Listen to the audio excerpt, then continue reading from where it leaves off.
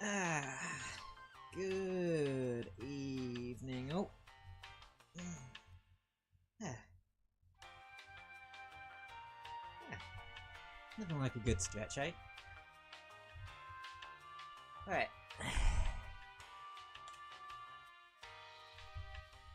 I ain't wasting any time today. Cause, well, the Monster Hunter. Yep. Much like literally everyone else on the internet right now. Yeah. Going back to Monster Hunter World. Interesting thing to note when it comes to me and Monster Hunter. I've essentially most of my teenage life, well, at the very least a fair chunk of it, I've been playing Monster Hunter games. Like, my first one was Monster Hunter 3 Ultimate on the 3DS, all the way back in 2013. I wish Go was in Splatoon 3. Wait till the Splatfests. There might be one. Well, next week one looks kind of shite in terms of theming though. But yeah. But enough Splatoon talk. We got monsters to hunter.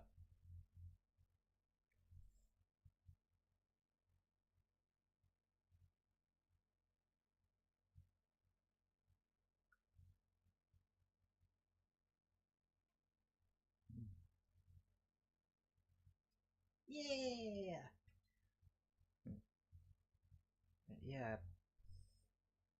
I have a, like I said, I have a very storied history with this franchise. And, well, have an excuse to, like, do a fresh playthrough of a Monster Hunter game. Of course I'm gonna, because literally everyone else on the internet is doing it. And the whole hashtag return to world thing. Of course I'm gonna take that opportunity. Plus, it's gonna be interesting actually coming back to World, because I haven't really touched World since Rise came out. Hammer and Ninja. Well, there is a hammer weapon type in Monster Hunter. Heck, back in 3 Ultimate, I used to main it.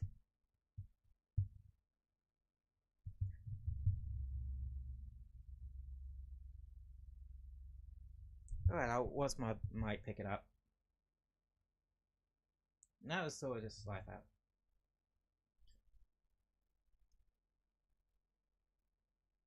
No touch. Be back. So, World is quite an interesting one to think of. Because essentially, oh, that's right. Essentially, World kind of revolution. It was revolutionary, okay, when it comes to Monster Hunter. Like, even in Rise, you can really see some of the effects of it. Mainly because Rise was initially built was in development same time as World, but was built to be more like the ones that came before World. But then they saw how well World did, and then just completely rejigged it to be a bit of a fusion between the two. Now, my question is, how the hell am I gonna survive without some of the QOL stuff that Rise brought along?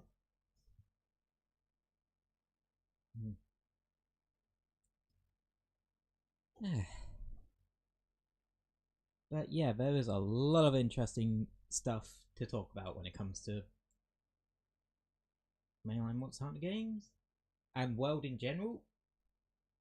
So many damn bits and pieces I already have rocking around my brain. And some of this just comes from this fucker. Anywho, like any Monster Hunter game, we have to start off making a hunter. I typically just go for female one because, yeah, I typically play female characters in games. It's just kind of how I am.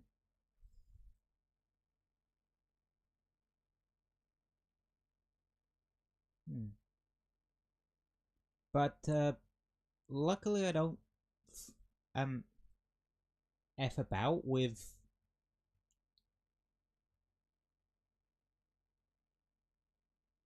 character creators too much.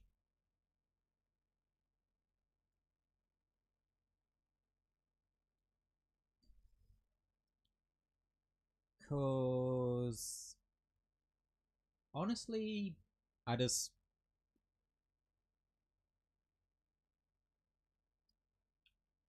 don't.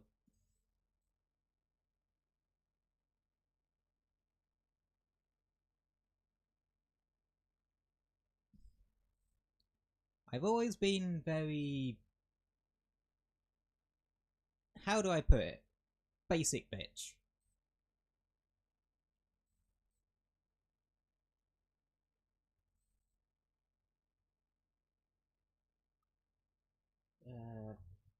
And such. That's just how I am. Okay, eyes.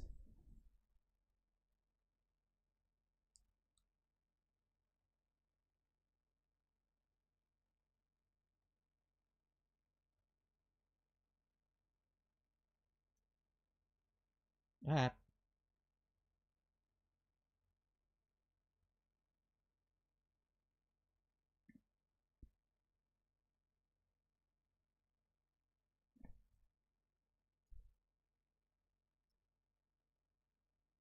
But yeah.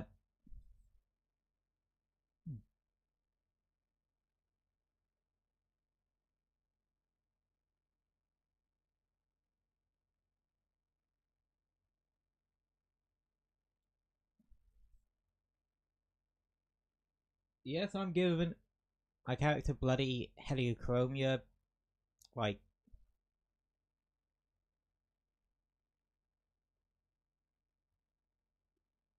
just cause.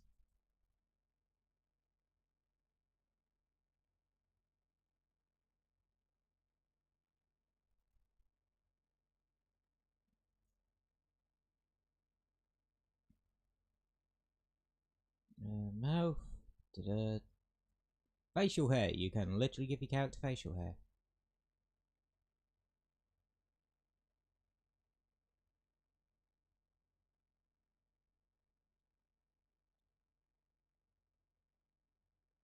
And such. Um,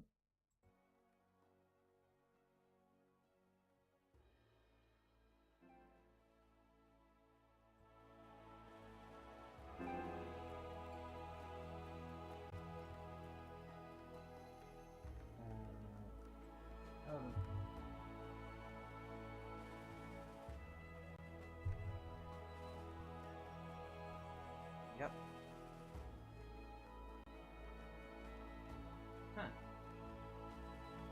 Is there just not really much audio during this part?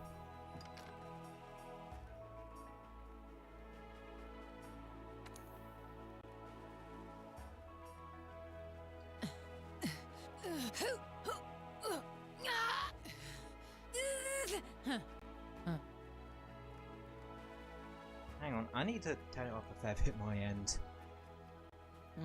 Hey!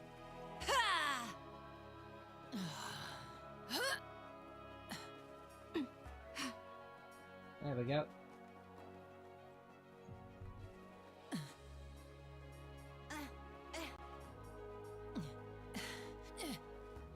Yeah, default will do. Now, this is an interesting thing they did when Iceborne came out. Which is actually when I got the game. Because I got like the Monster Hunter World Iceborne Master Edition. You know, the one with the steel book case. Yeah, they introduced the Guardian Alpha Plus armor to help you get through base world's content, so you could get onto Iceborne, the Iceborne expansion. And, well, would be kind of a fool to not do it. Really. And, well, there's another thing they added to Fast Track Hunters 2. Well, that's one thing I kind of like. They aren't trying to... Well, you still have to play...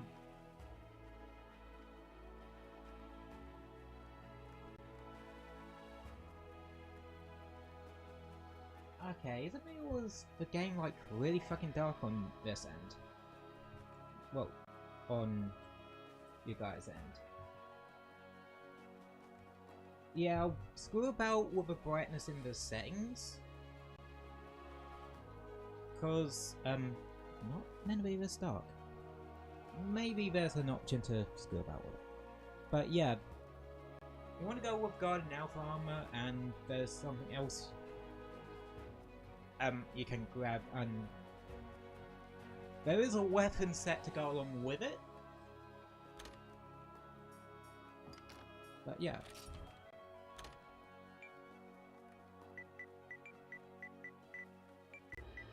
Well.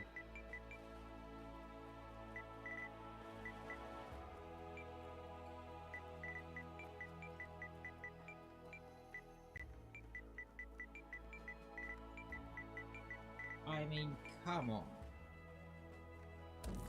Is it really going to be anything else? Oh yeah. So in Monster Hunter, mainline Monster Hunter games, for the most part, you'll have something called a palico. These are cat-like creatures called felines that essentially work as your backup.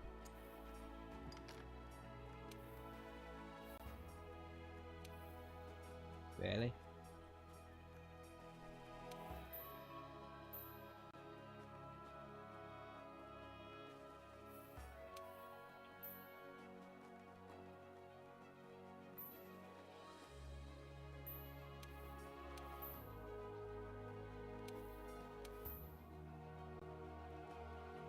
I'm making fuzzy.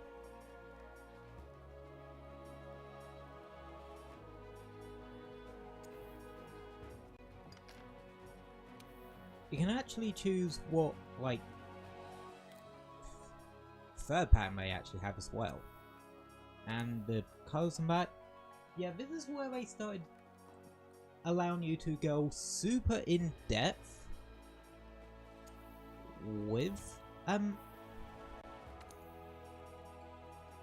the palico customization. Well, this is one thing that is actually rather important to note. In World, unlike with other games where you can make more palicos, or in Rise, palicos and something else, and palamutes, in World, you're stuck with the one palico. Specifically with this palico.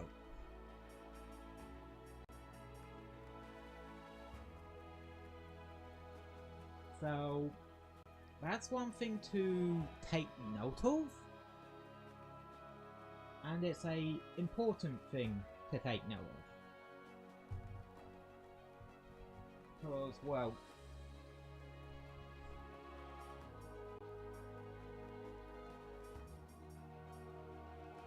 again, you're stuck with this one palico.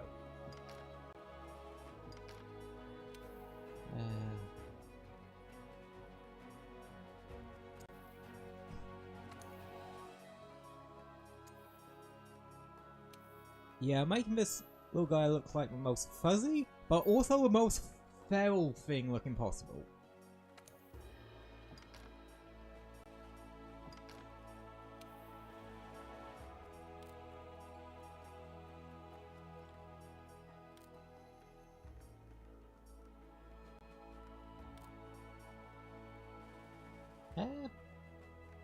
I really like these sort of links-ish ears.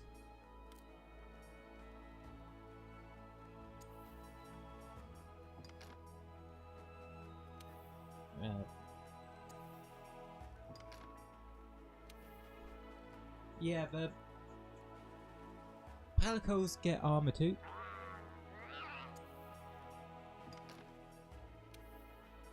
And yeah, it don't really matter too much, cause again, this is well, this is World, not Rise. Your Palicos aren't going to be as important unless you mainly do solo hunts.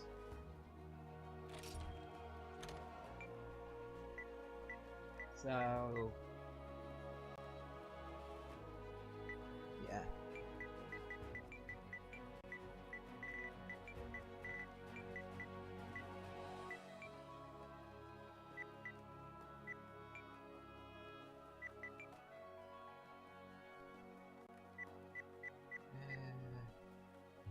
What should I call them?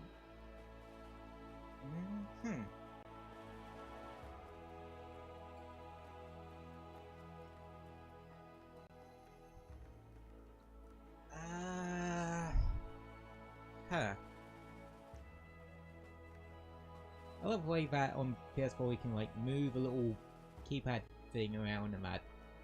Ooh, ooh, peekaboo, peekaboo, peekaboo. Anyway,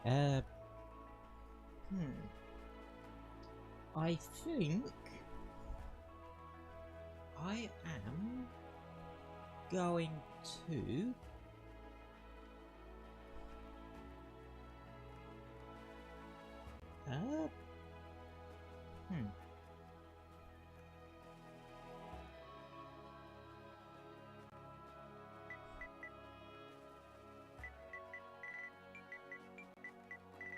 I'm gonna call him Pixel.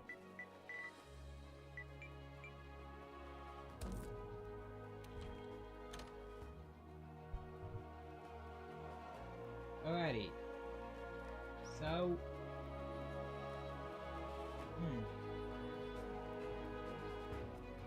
hang on a second, I'm gonna turn the light on in here.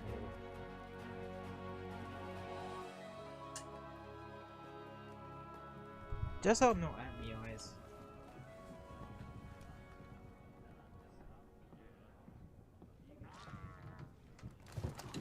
Don't worry, there is an option to turn helmets off.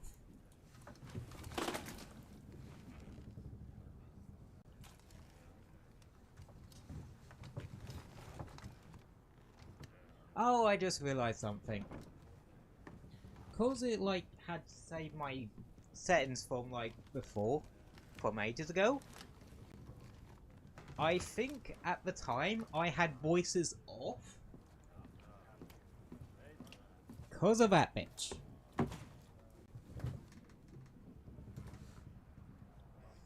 Cause unfortunately we're going to be stuck with that one.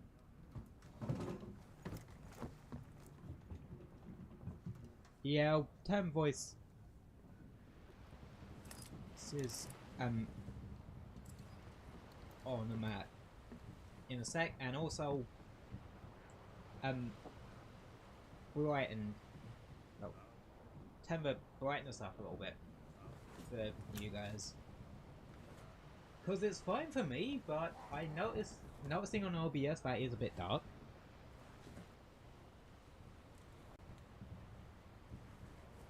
Well, that's purely cause my other screen is a TV. Anyway, shit's going to happen, so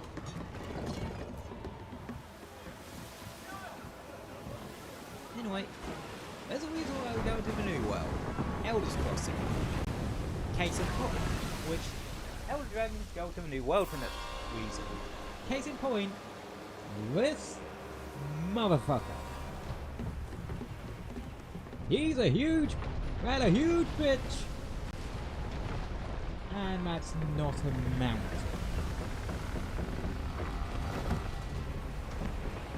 That's an Elder Dragon.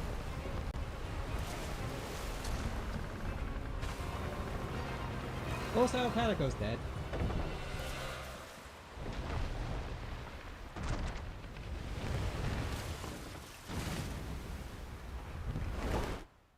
Right. Yep.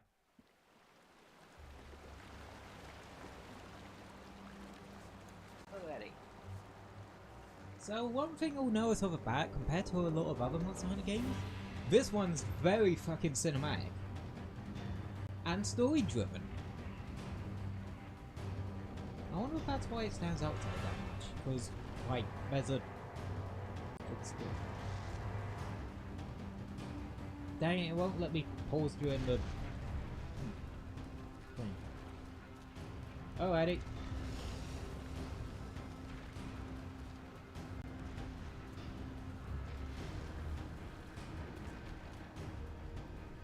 Anywho, this is our handler. The handler. Again, this is... well, not Rise. They haven't started giving characters proper names yet. Though, there's an interesting little tidbit about that.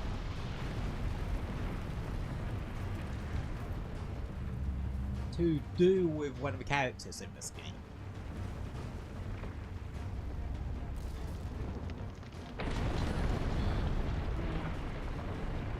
But yeah. Put it this way, we're going to have a lot of trivia for this game. Because... yeah, to say I have a undeniable love for Monster Hunter is undeniable. Also, climbing mechanics.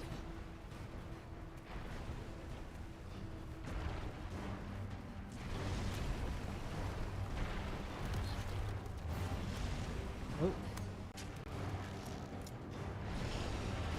Yeah.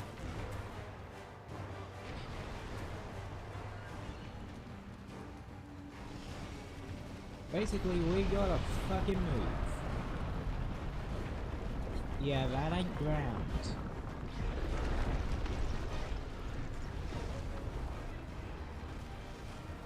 This, like I said, is an Elder Dragon. And our taxi is fucking hit. Whee!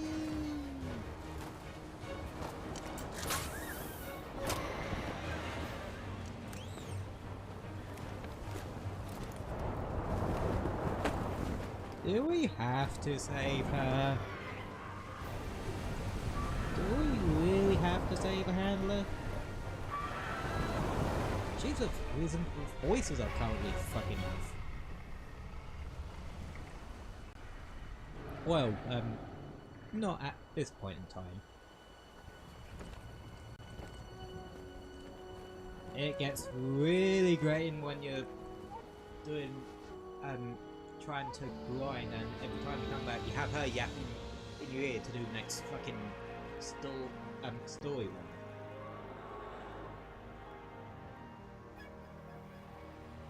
There's a Rathlos. Yeah.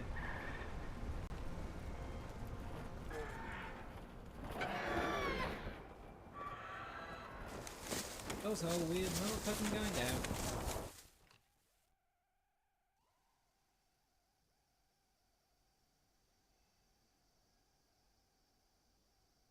So yeah, this is the new world.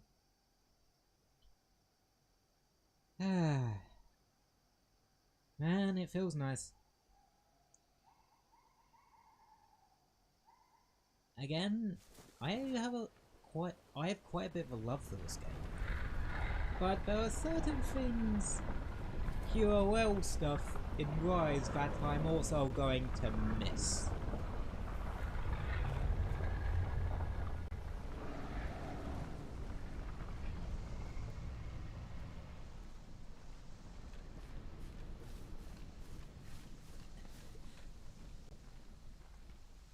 Right. Anyway. Map.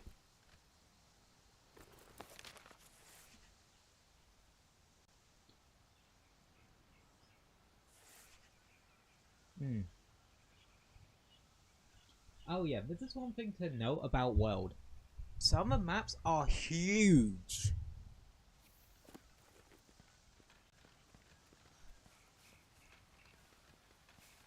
Yeah, this serves as part 2 as the tutorial section.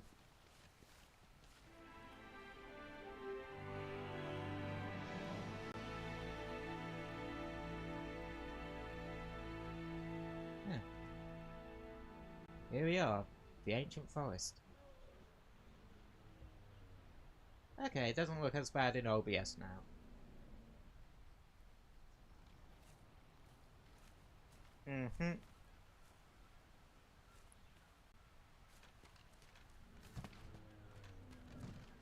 Aha!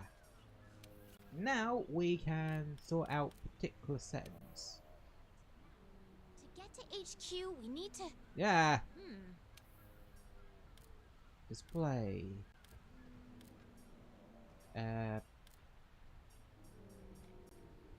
Center.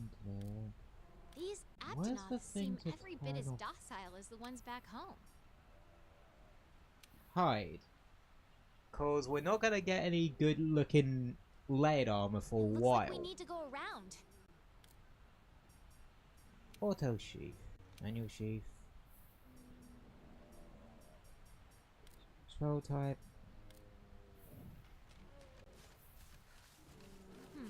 Something's up. The scout flies are gathering. Oh yeah, this is another one of World's main mechanics. Scout flies. And if you know my thing from Stories 2, I did not like them in Stories 2. Oh yeah, there are certain objects and items that can do stuff for you. Like, these things can help restore health. I had the scout flies memorize my scent earlier. If you lose sight of me, just follow the scout flies, and they'll lead you right to me.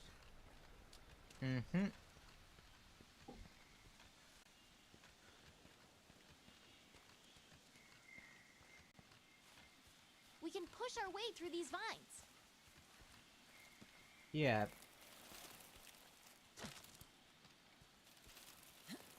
The terrain is a lot different than your typical Monster Hunter game, let's say that much.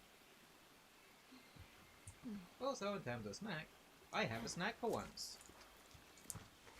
A Kit Kat. Not only a garden variety, like, 2 thing of Kit Kat. No, I got a 4 thing.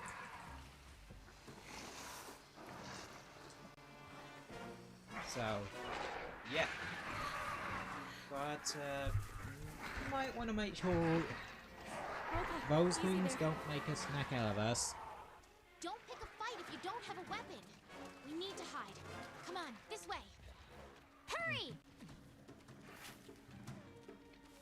Yeah, there's a stealth mechanic in this game. Granted, there generally is in Monster Hunter games, but this one makes it so you can. This game like experimented with a fair bit of stuff and emphasized while we still can. a fair bit of stuff.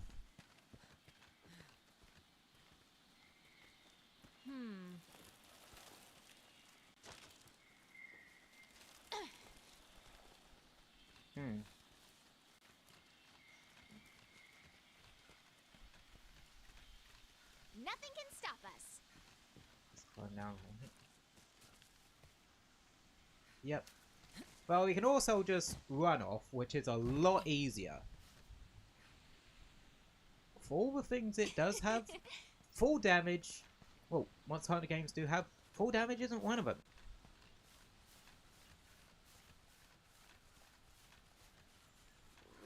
this track? Yeah, this is where the scout flies really start coming into play. You There's have more to over gather there. tracks Let's check it out. to find your quarry.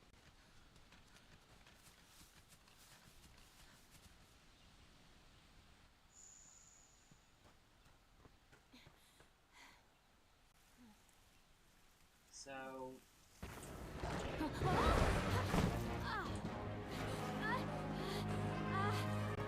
Oh yeah.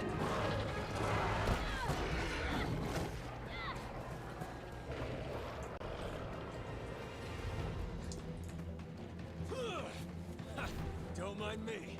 Yeah, like I said, this game likes to be very cinematic about shit. Very cinematic, very story driven. Okay, Which, let's go. Move! yeah... Like, that sort of thing isn't that common in Monster Hunter. Like, story tends to take... is still there in Monster Hunter games, but it tends to take a bit of a backseat to the game. Or more, people really don't give a shit. Come on!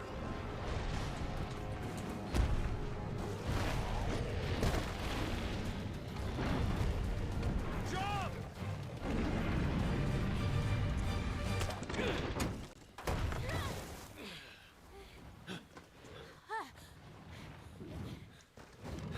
Hey, You all right? let's go.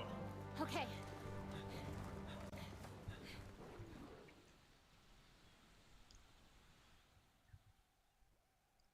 After their long sea voyage came to a harrowing end, Hunter and Hunter braved the dense forest to come across, at long last, the Research Commission Research Headquarters, Estera.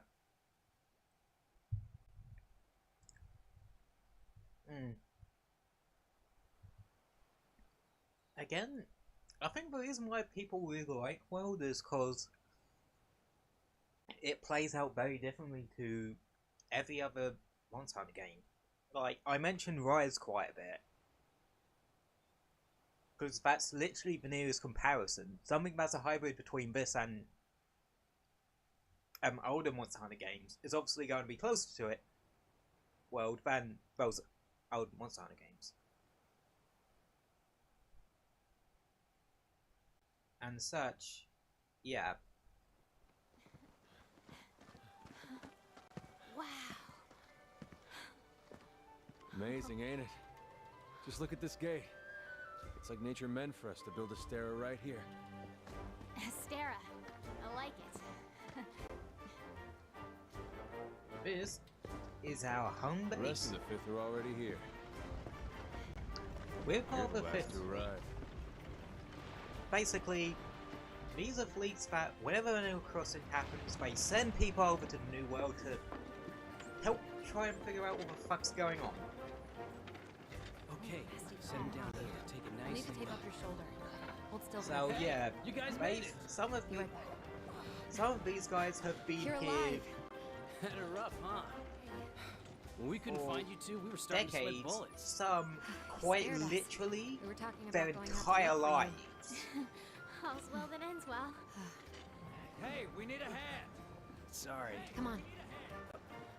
Catch you later.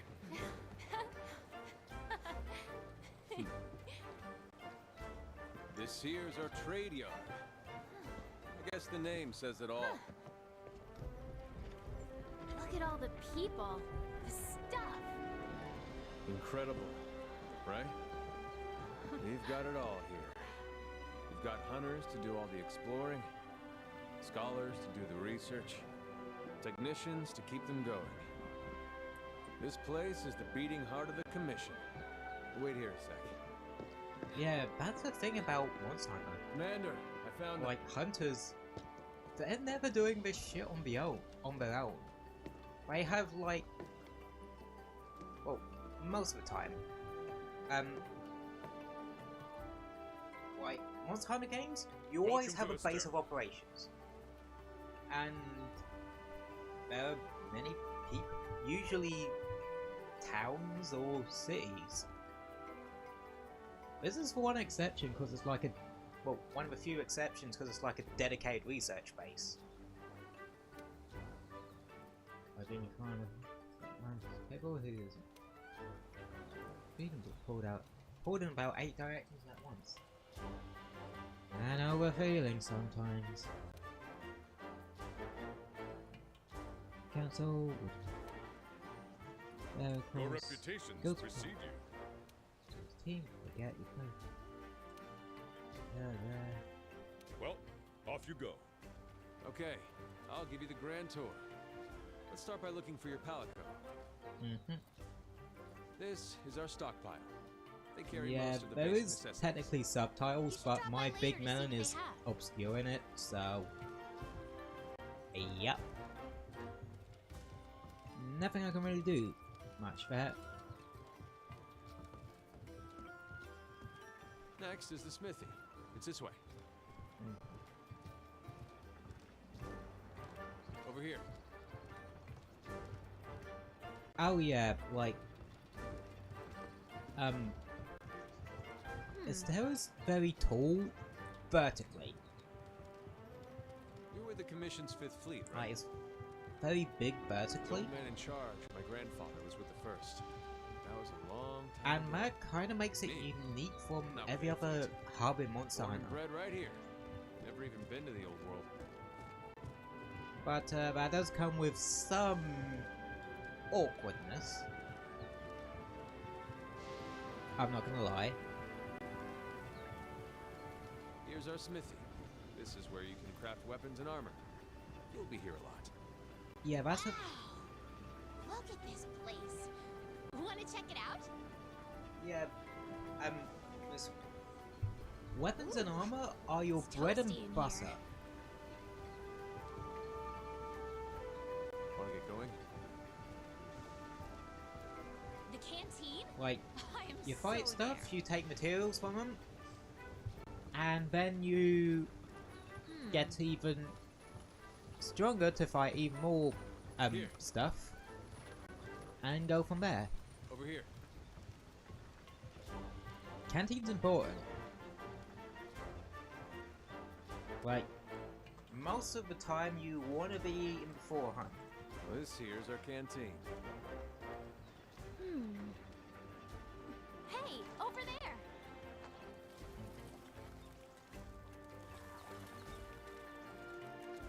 Hey, you! There's the fail furball. Aw. I knew you'd pull through.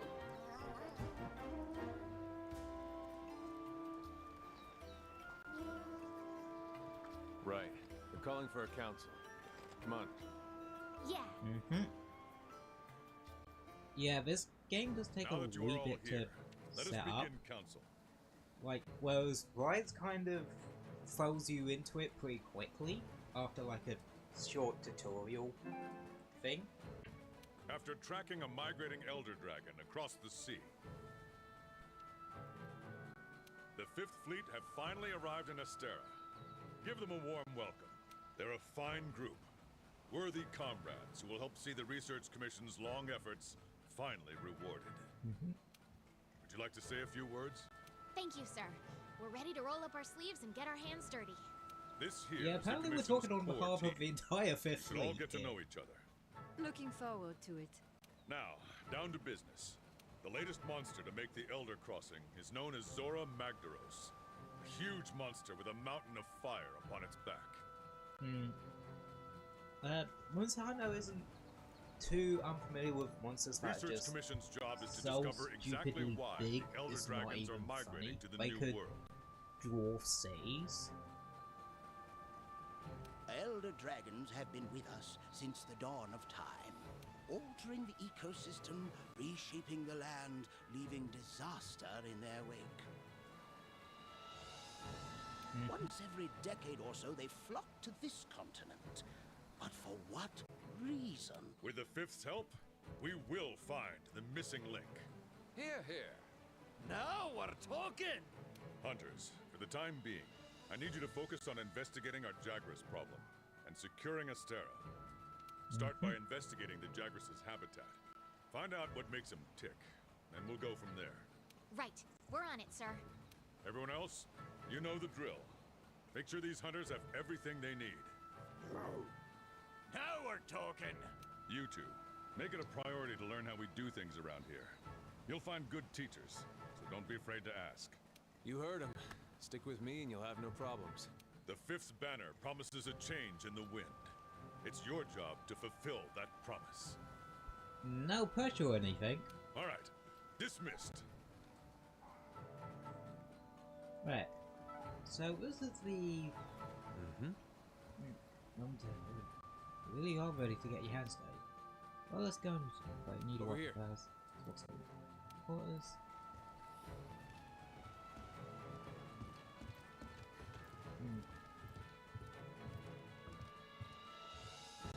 So there are some interesting things to know about this game.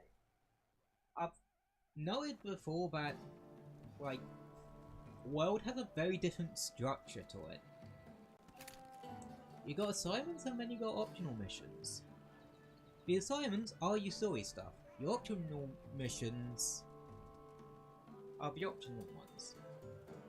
Urgents are still a thing, but We've placed some basic gear for you in that obviously equipment box. they Make sure to choose a weapon that only suits you.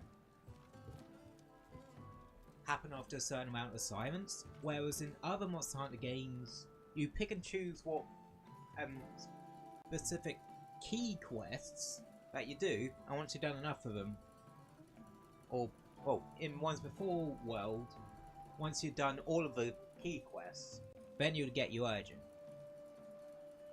But Rise changed it up to where it's more a certain amount of key quests. Anyway, weapons.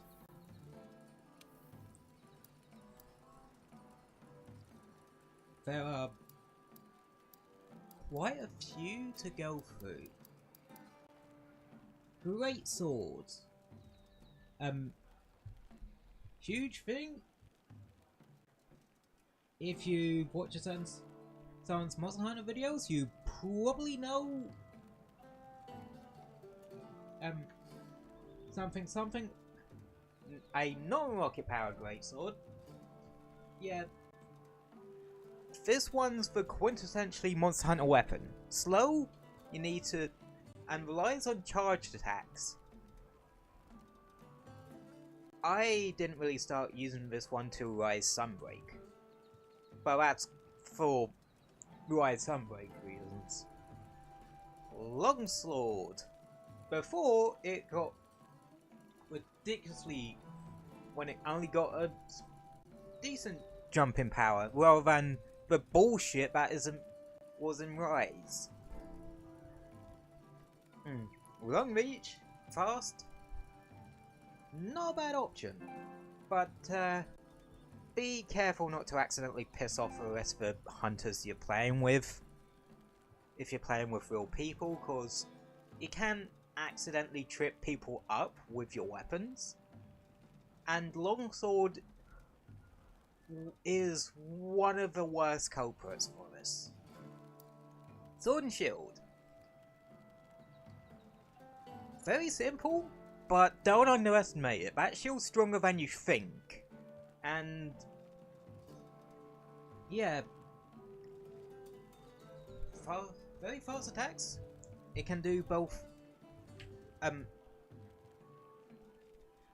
cutting and, well, slashing and blunt damage. But there are 3 damage types: slashing, blunt, and shooting.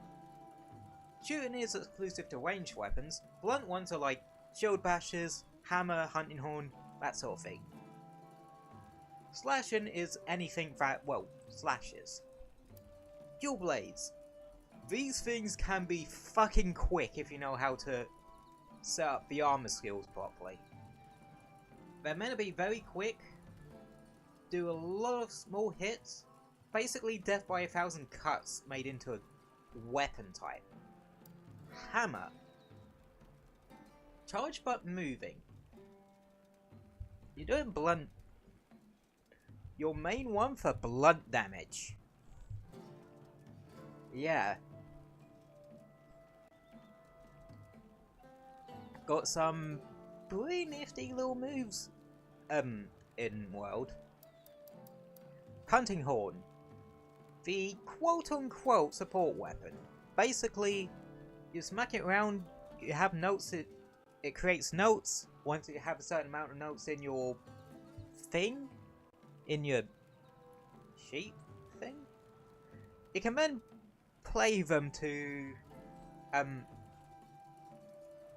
get a temporary buff for you and your party.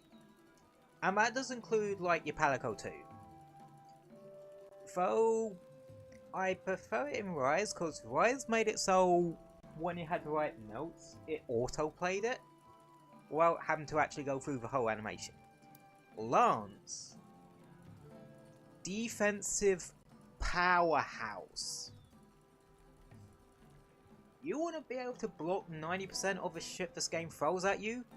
Use a Lance. Very simple poking attack. Really good at hitting specific parts of monsters. Gun Lance. Lance, but without the charge. The charger move you can do. But you get those explosions which deal fixed damage. Also good for breaking parts. Switch Axe. Something I have a personal love for.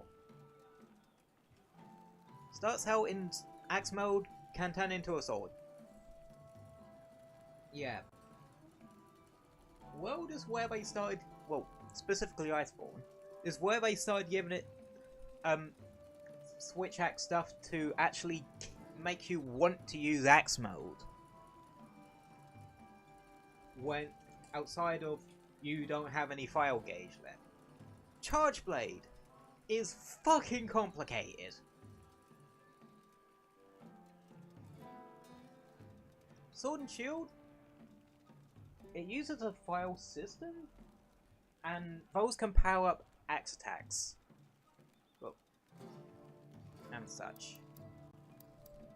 Insect Glaive is fucking broken in World. Its main component is, and is what I'm actually going to be using. Has two components. The actual glaive itself, and the Kinsect. Basically, you use Kinsects to gather extracts from certain parts of monsters.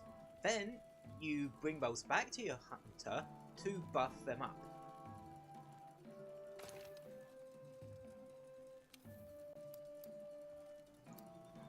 And yeah, very mobile.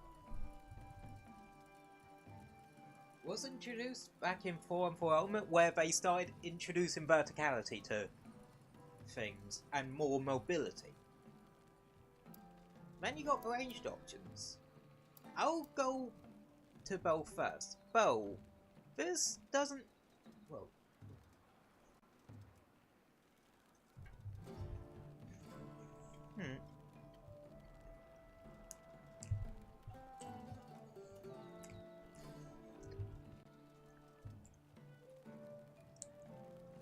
Bows, they shoot bow and arrows.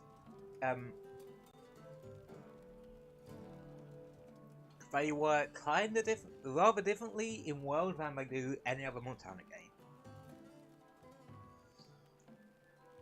However, I do not like bows in World because of it. Light bowgun, heavy bowgun. These use ammo and are kinda resource intensive. As in, you're gonna need to carry ammo around with you. Except for normal ammo 1, in which you'll have that as a default.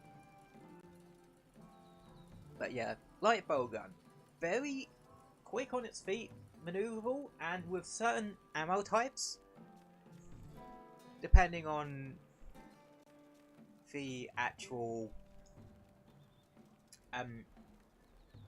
ammo type itself, it can shoot, it can shoot 3 times for one. Yeah, rapid fire. It will shoot 3 times for 1 lot of ammo.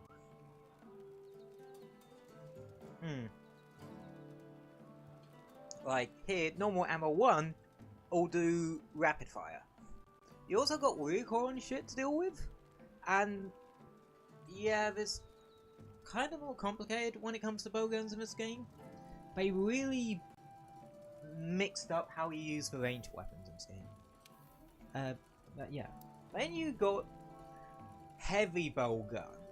My lord, this shit is actually super powerful in this game, if you know what you're doing with it. Basically, as the name suggests, they are big beefy motherfuckers. With certain attachments, you actually have a automatic a shield that will automatically block from wherever you're pointing at. And yeah. But like I said, I'm going with Insect Glaive, because like I said, Insect Glaive is actually stupidly overpowered in this game.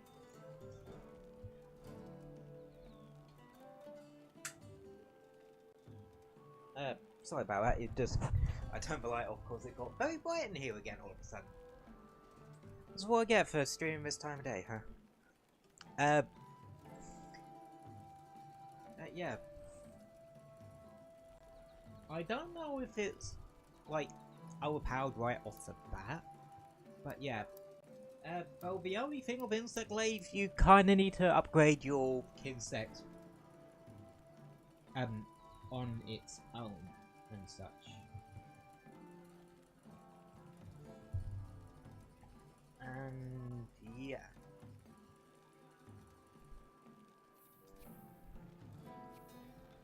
Anywho, we're all kitted out with an Insect Glaive. If I was got a question to you, I think she's over at the canteen. Once you're ready, head to the canteen.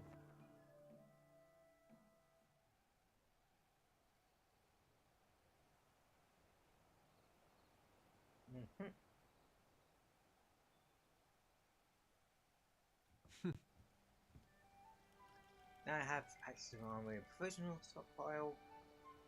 Grab what you can. The sun gun, transfer, and da.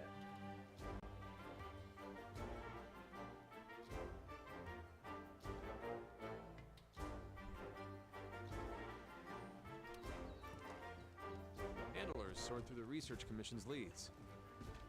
And the ones they deem worth our attention become quests. Hey!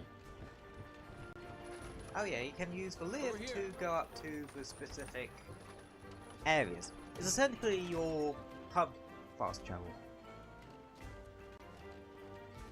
Sometimes, yeah, some characters wear exclamation points.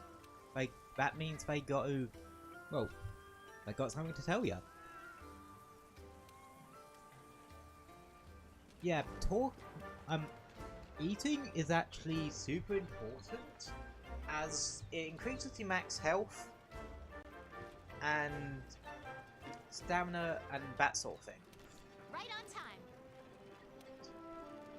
Hunter, you'll be hunted. Yada yada.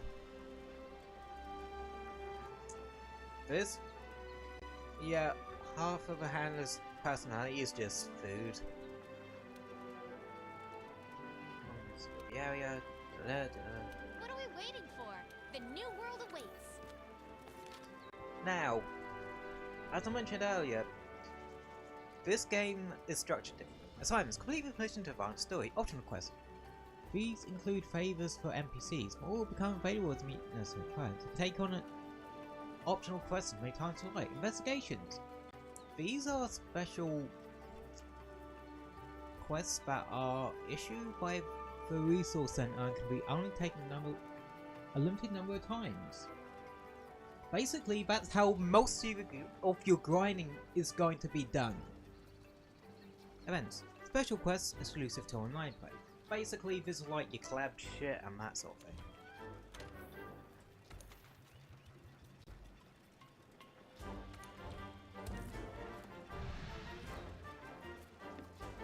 Here's for third.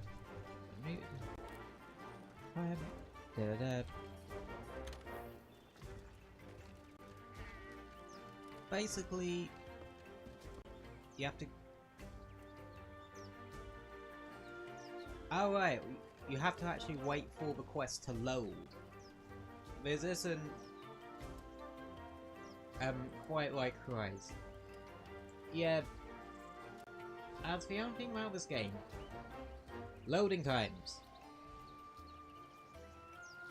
Granted, I am playing this on my PS4, so it is going to take a fair while for that to happen. Ah, there we go. And you can either go to the gated part or just do it from the menu. Yeah. Jaguar, small monster. That's all you really need to know. They're not that crazy. Alright, this is our first job. Let's do a quick review of quest rules. Rule number 1. Complete the objective to complete the quest. Easy, right? Each quest has an objective. You can't consider the quest done until you complete that objective. Our current objective is to eliminate a specified number of Jagras. Let's check the map. We ran into some Jagras on the way to base. The small monsters, remember? I think we saw them somewhere around here. Want to check it out? Rule number 2. Use the supply box. The Commission supplies us with a loadout of certain items for each quest. They're in the supply box over there. Have a look and decide what you should take along. Ready to go. Oh yeah. Hey, partner. Oh, there's one thing I want to do.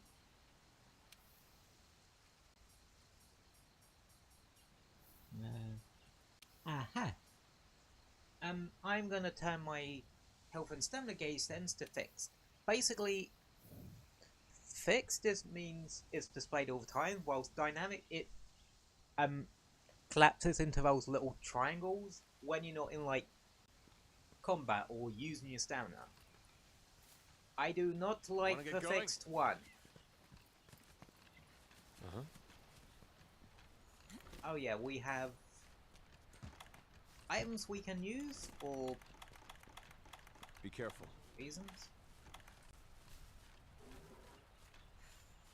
Also, don't be afraid to grab shit. Ready your weapon Some things before will attacking. actually be autocraft. Keep in mind that what you're able to do depends on whether or not your weapon is drawn. When you're investigating or gathering items, you'll generally want to keep your weapon sheathed.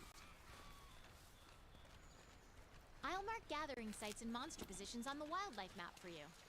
You can gather honey and mix it with a potion to make mega potions.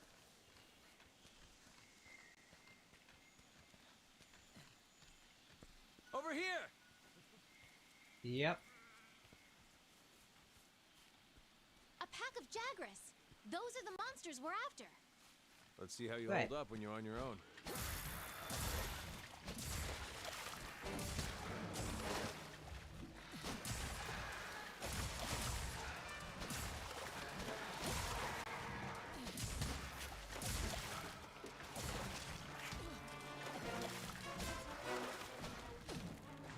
So a surefire sign of if you got a monster's attention is the music changes. Or the music actually starts playing. Hang on. They're on the run. Don't let them get away. Grab all the monster materials you can. You can use them at the smithy. Yep, you'll want to gather materials.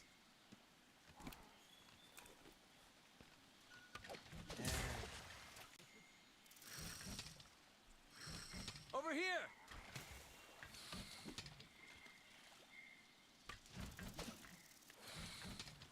Okay.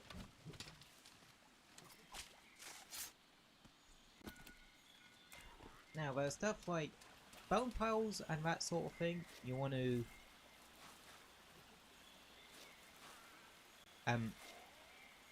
get from. Slinger ammo.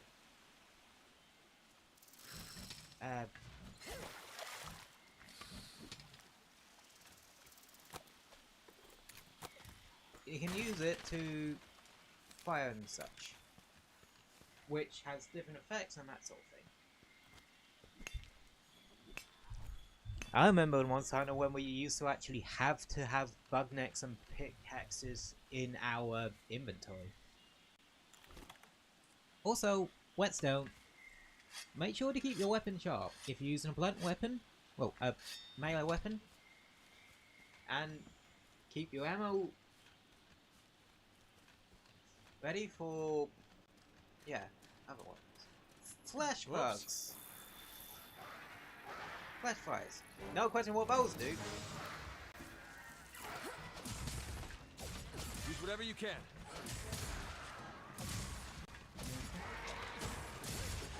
Yep, there is no one way to find the monster. Keep it together, okay?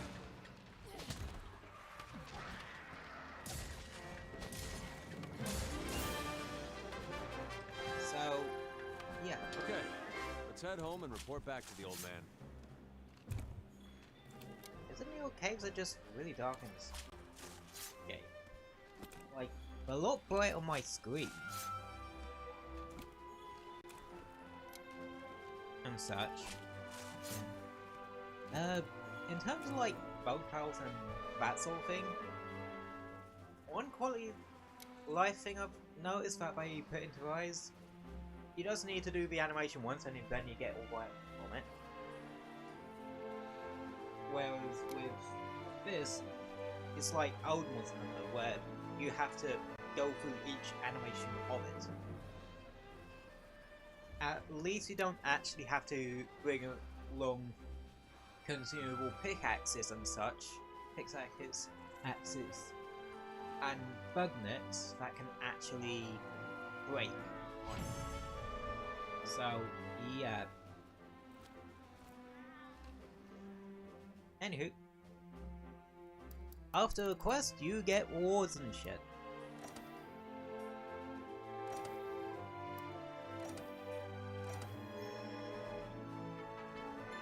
Also, your Palico levels up, and really is the only form of, well,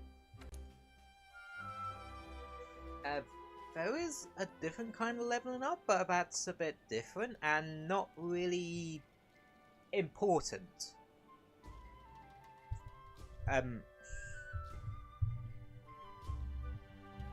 Unless you want to unlock certain quests later on.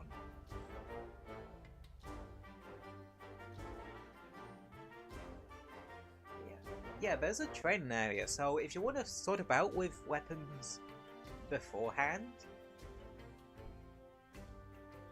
before really committing to one, because that's generally what you want to do. Commit to like a couple of like one commit to one, maybe two, even three like weapon types.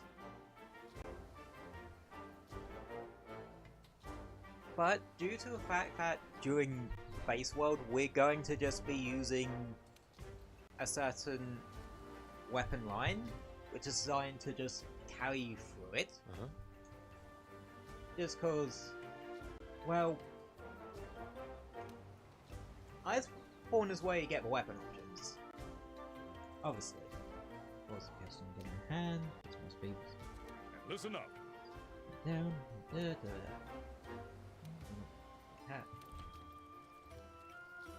You can now depart on quests with other players via long time. Turn on voice chat function now. Wait, there's a voice chat function? Well, I'm not turning it on because yeah, just for safety reasons. All right. Oh shit, Now that yeah, you've got login some bonuses. materials, why don't we head over to the smithy to see what you can do with them? Yeah. you could tell this is where they were trying to make it a bit of a live service game almost.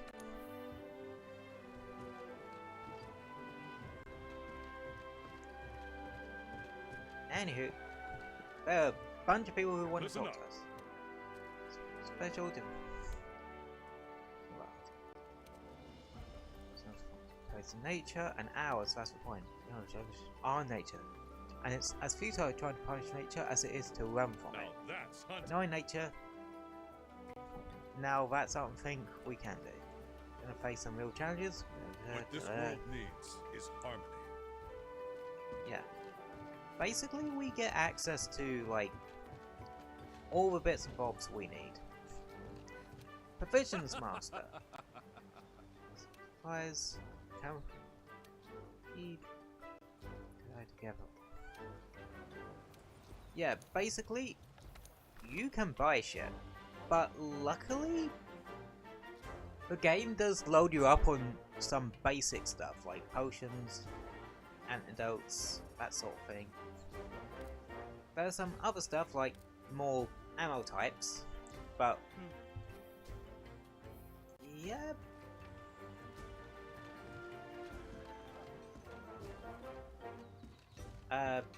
Not really gonna be fluffing around with. Actually, if I am, it'll probably be something like heavy bowgun. Yes? 105th, are you? Benny must finish your first quest. Blah blah blah blah. There we do. Wishes. Dad tells us a story about monsters, labyrinth. Yada. Finest. Analyze it. Da, da, da, da. I'll be here. Basically, this is where the scout flight mechanic comes in full force. Use those to find tracks, and as you do so, you learn more about the monster till you know like what parts to hit, what elements to use, what statuses do well against it, etc, etc. Though I feel like this is done a lot, the way they show weaknesses and that sort of thing is done a fuck ton better in Rise. That's going to be a bit of a recurring thing. There's just things that are going to be better done in Rise. Oh, hello. And Gavin Hub for Special Pursuit. Gavin Hub, you can meet with our hunters and our quest together.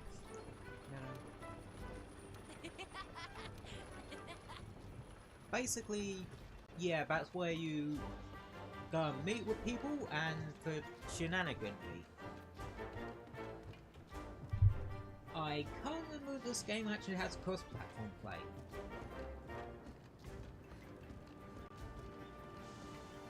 I kinda hope it does. Greetings.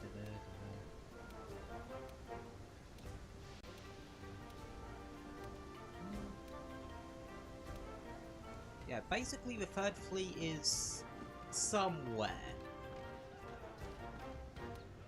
My.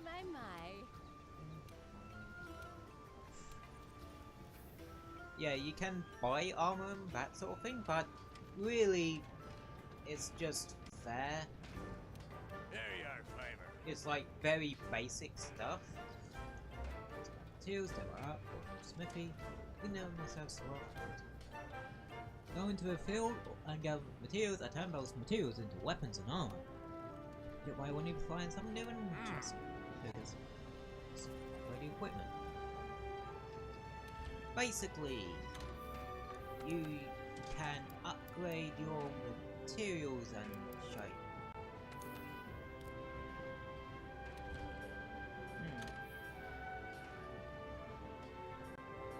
That's all.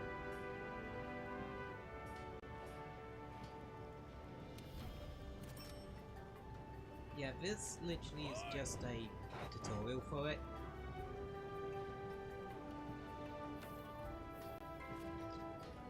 You can can now forge a defender line of weapons. Absolutely. These weapons geared towards the Commission's Defense Corps. These weapons feature high precision and are fantastic style weapons for hunters. I've just arrived new worlds. Weapon type, navigate to defender tree. And you said, all weapons have defender type tree. Now, the weird thing about the thing is that,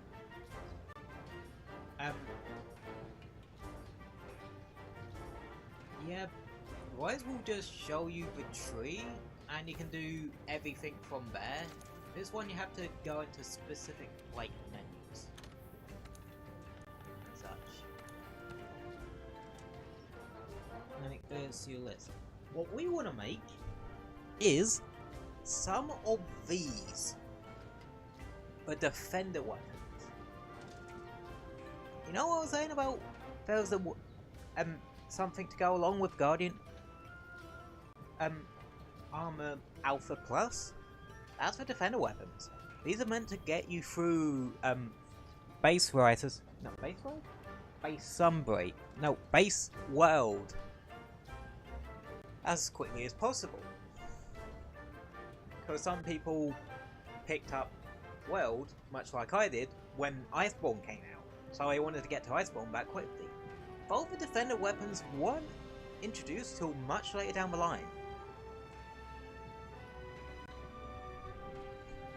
But yeah, they take very little material to upgrade, and are stupidly overpowered, and include our first instance of element.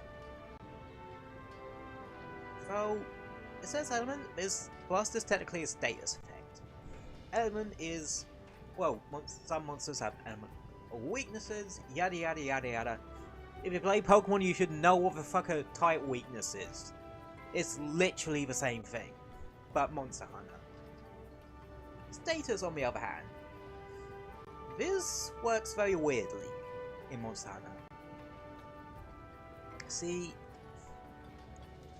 not all of your hits will inflict that status.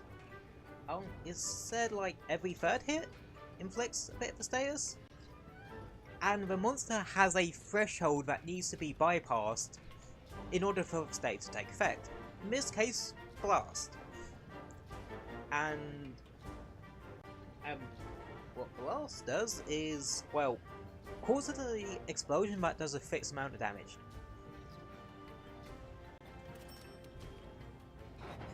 And that. Yeah.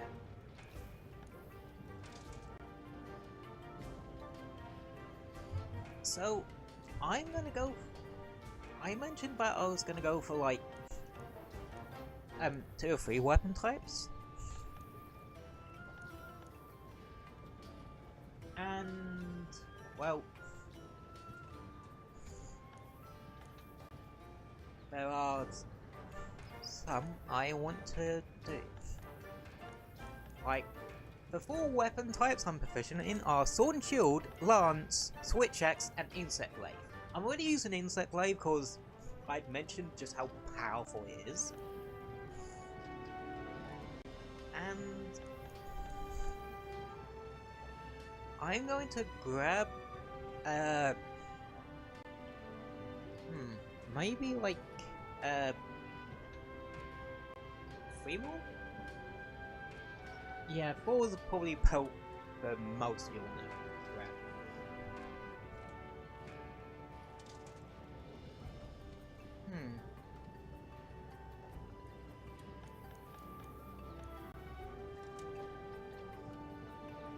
I want to pick up a ranged weapon.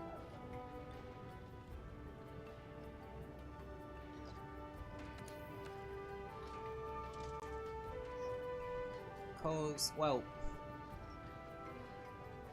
Okay! Wow? Damn. That's, no spread though. Which kinda sucks. Spread heavy bowguns are actually very fucking powerful in this game. like one of the meta ones for heavy bowguns, one of the meta sets, was a spread set. Well, this is actually pretty useful. I don't like normal too much.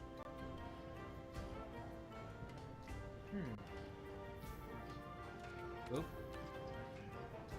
Why does it always fade flat? Yeah.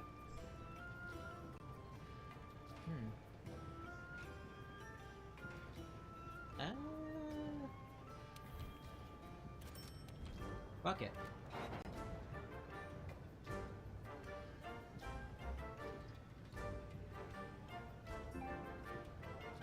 What else?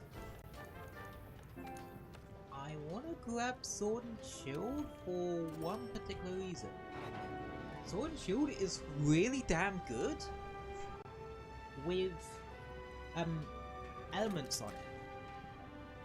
With element or status, and especially status.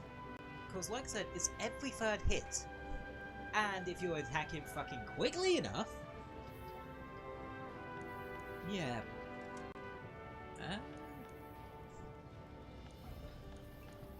I'm tempted to either go between Hammer or Lance. Because Hammer's one of the other ones I'm good with.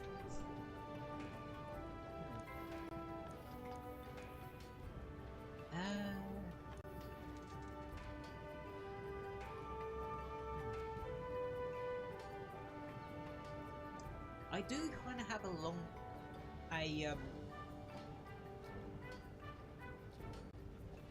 weapon type with like some defense, well, some reach on it in Insect Blade, so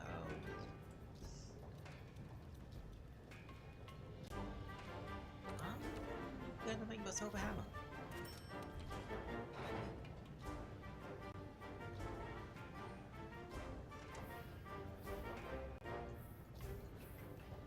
And well, in terms of weapon type, I'm gonna be using Sword and Shield for this one, just to show even quote-unquote Hey there, partner. starter weapon is good. The next one I do attack. Ah. Smooth. Good. You can pick up quests from the quest board too. Yep, what she said.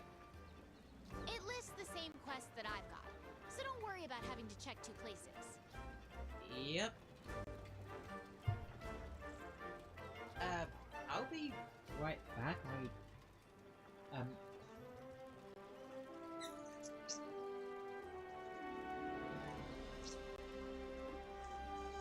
Yeah, I need a peek. Be back in a sec, guys. Try not to inflict blast blight on everything that moves till I get back.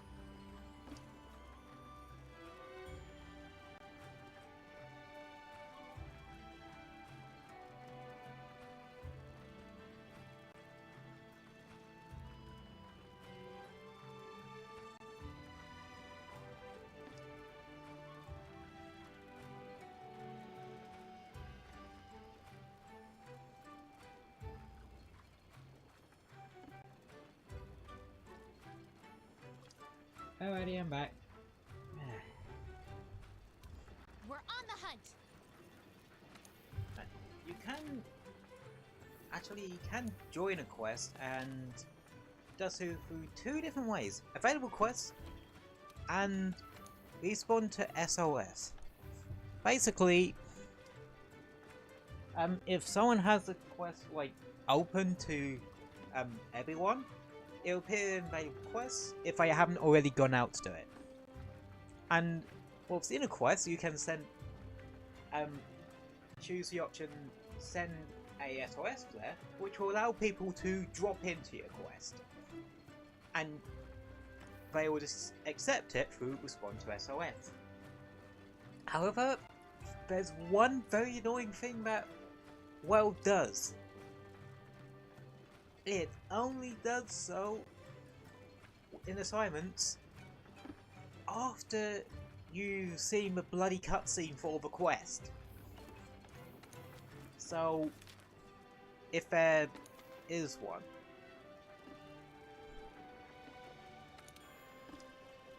So, yeah.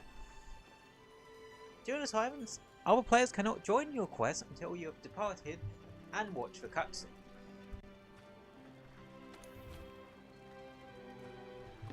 Lucky vouchers. When lucky vouchers are used when posting a quest, you'll receive a bonus rewards when completing the quest. Be sure to use vouchers when you have a chance.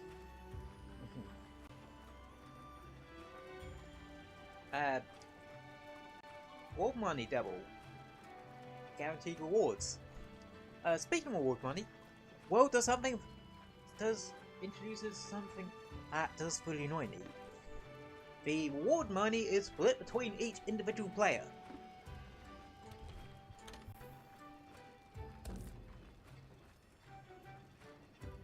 So, yeah.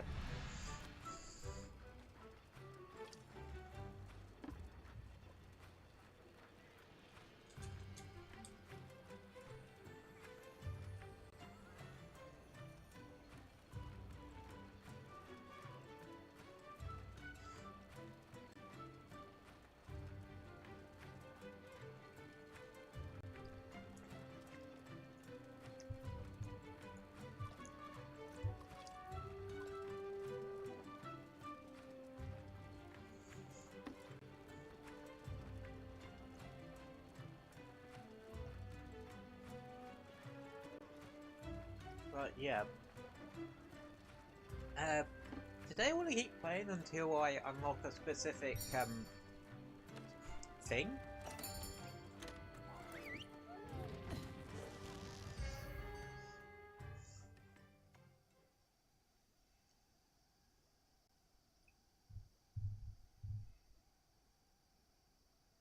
Like, not just optional quests, but also another thing you can do.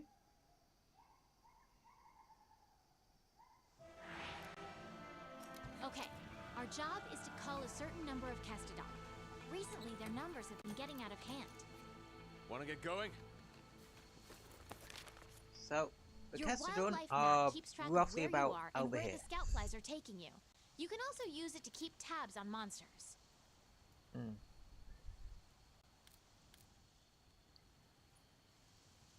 And yeah.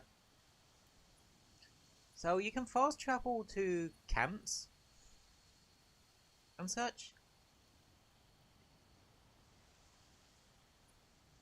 So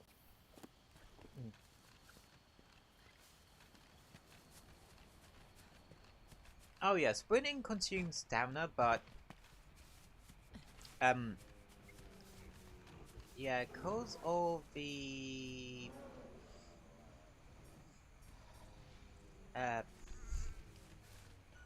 arm there we skill are. marathon Those, my runner. friend, are Kestodon. Let's see you take him out on your own. Huh.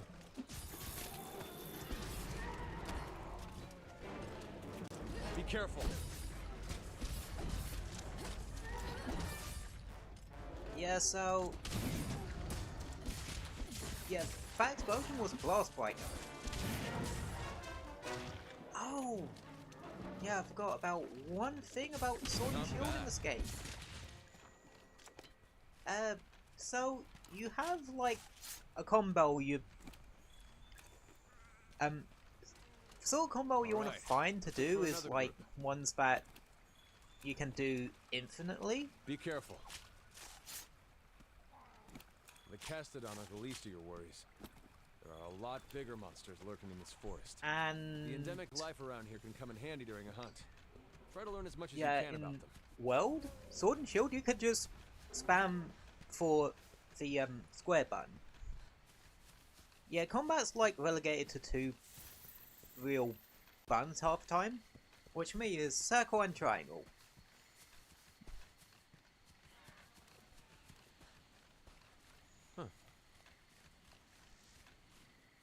Be careful. Also, another thing this game introduced, being able to actually switch weapon types during a hunt, or switch weapons during a hunt, which is useful for like multi-monster ones, because some of them are gonna have different elemental weaknesses or statuses that are strong against them. Like, well, probably not gonna sit for a while, but there's Good work. That just about wraps up our work here. Wait. Hey, come here. Think I found something. but there are certain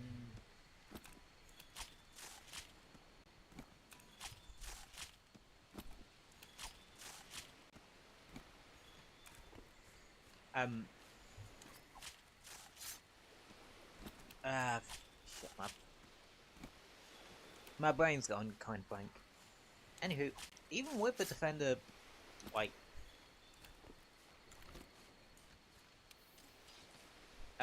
Over here! gear. Yes, I'm fucking. Here. So it's sort of like how you ass up, or and then it just warps Look you at over. those Castodon. Something's up with them.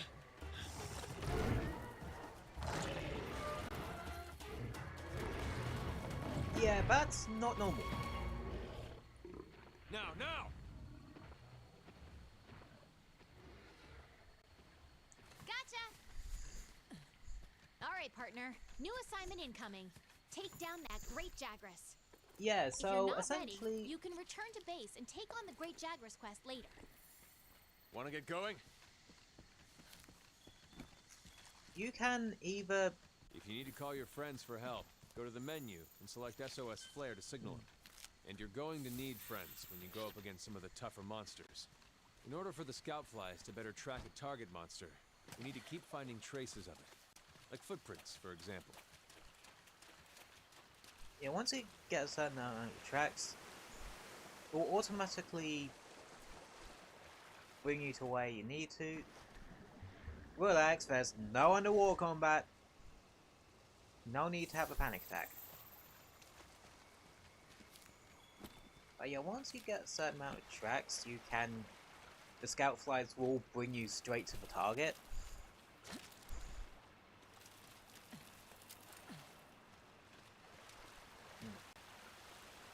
Yeah, you should really eat before a quest, but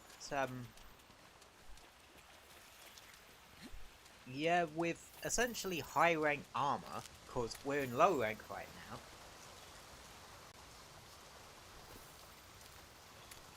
So, You can use that as slinger ammo. Great for getting a monster's attention or creating a distraction. You're less likely to lose sight of a monster if you use the focus camera. yep, The Sword our and Shield first is a close big range monster. weapon set that focuses on agility and dodging. It's great for beginners. You can use the slinger with your weapon drawn. Look for the perfect moment and fire.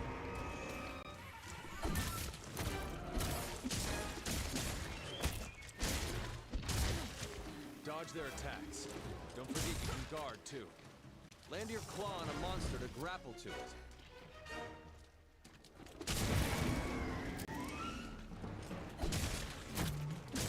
You can break monster parts from rewards. Watch out when a monster's enraged. It's better to hold off on your claw until things calm down a bit. They start doing a lot. They end up getting That monster's a really lot mad more now. aggressive. Be ready for some vicious attacks. Unfortunately, yeah, the defender weapon's essentially equivalent to like, Look, the monster's almost done for. Chances are it'll retreat a to its fair nest bit into high rank. So yeah, you essentially high rank gear at low rank, or end low rank with high rank armor.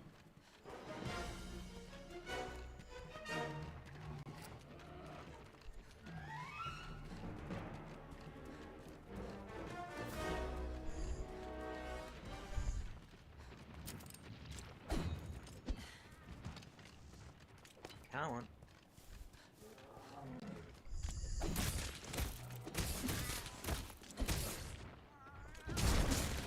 Okay, the monster's tired. Yeah, Now's your chance to deal some serious damage. monsters also tire out too. Either they get exhausted, or if they're close to death, they will limp. And they'll retreat and go sleep. And the hit that wakes it up does more damage. So that's typically where a mechanic called, well, a trick called Dodge their sleep attacks. bottoming Don't forget, you can guard too. comes into play. Oh yeah.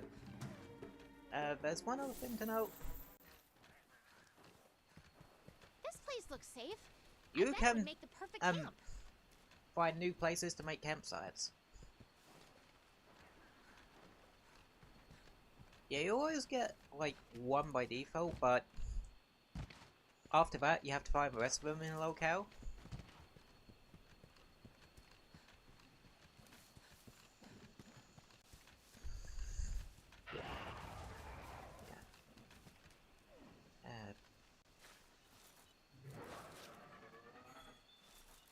So account items, they give you points, and I think by gathering like a rare version of a particular account item, you can maybe get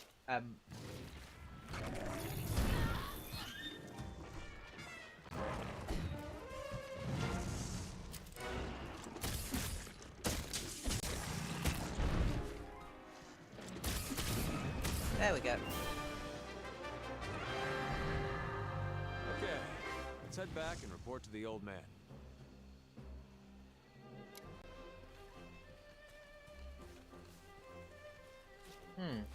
And that's our first thing hunt. Now, like the game said, you can actually, once you get to the part where the great jaguars show up, turn in the assignment and then go and get, well, accept and fight the large monster in question later. Like I said, this game's structured different. But if you just want to get on with it, rather than having to head back, you can if you want to. Nothing's stopping you.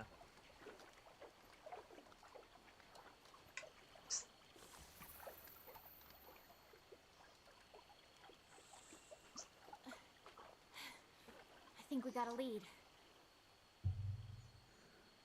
Oh, I know what that's from. Maybe. Let's check it out.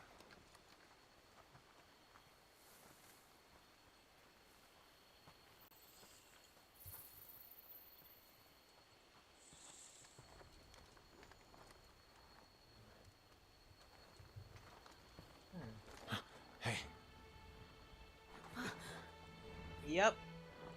Here's a Puke. Well, you were right. Yeah, so if There's any our of you mark. fuckers wanted to know Putai's game of origin, that's Puke. He was introduced in World. Then again, Stories 2 takes a lot of monsters Something's from starting to World and agitate. Iceborne. Look over there. The Kachiko does heck not is seem to that? like the dark places in this game. I've never seen anything like it. You think it's from Zora Magdaros? I'd like to find out. But we better report back first. All right?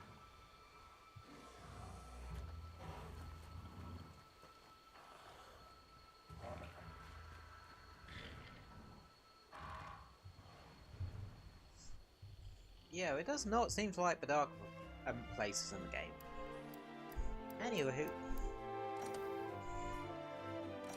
Great Jaguars. Hunter rank 2.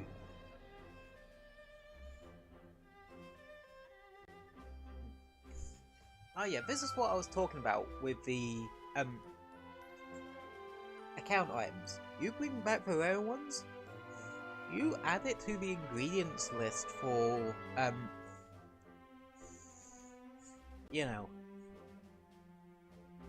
thing. Welcome to New World. Have a right to take on 2-star assignments. So basically that essentially works as, in a way, the urgent. Because, honestly, there's no real urgent quests in this game. At least to my knowledge. They're more just another assignment that makes it so he can do the next one. Next, set of things.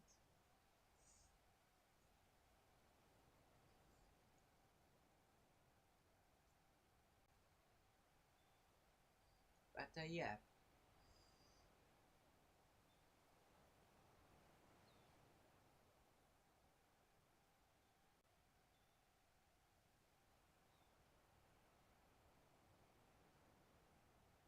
I see.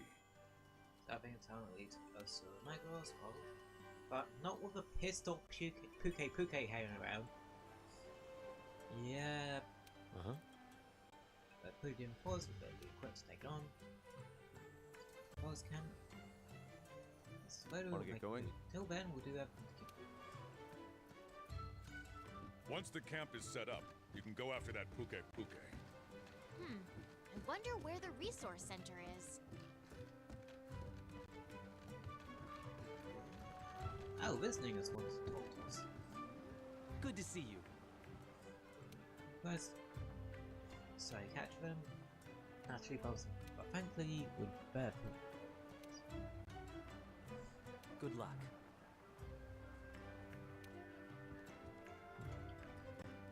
Basically, that's saying, yeah, you can actually catch your monsters too. If you played Rise online, you'll know that people do that all the fucking time. Even when, like, there are some parts you can only get from cards. Which just makes it really fucking you are annoying. too good to me. Firefox, the truth, you gonna help us rebuild the camp? How's it use? What is work? Cool.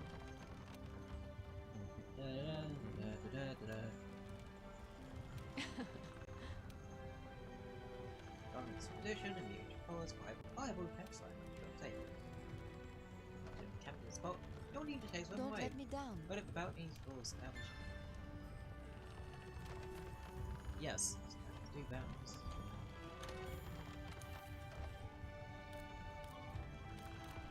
Now, what is bounties?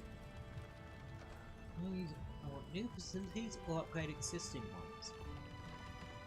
And impacts we accepted. Bay coming clean. One. It's one if one click over.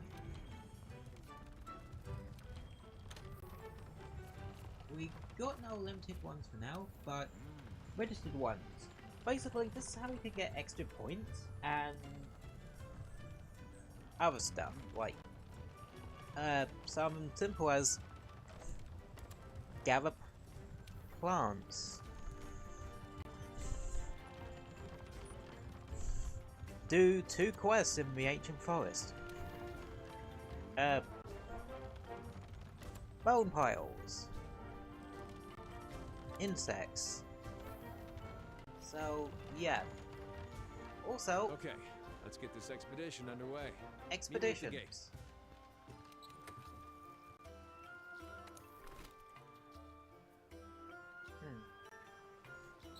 Oh yeah, you can have item loadouts.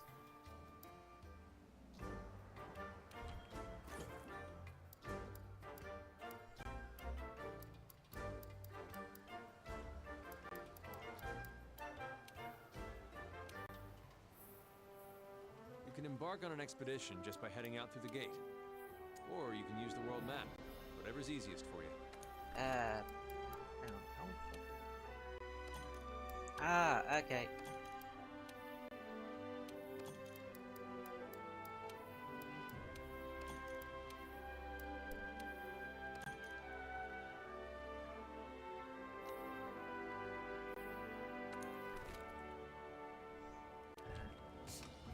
And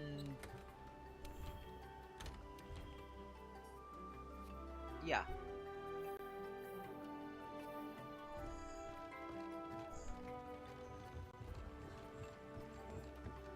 Now it's always good to make sure that you actually eat at the canteen. That shit's important. And I think he wants to give us some stuff for forest. Yep. Some quests will have you beef up the canteen. What's a canteen? Eating meals can boost stats such as health and stamina and grant special food skills.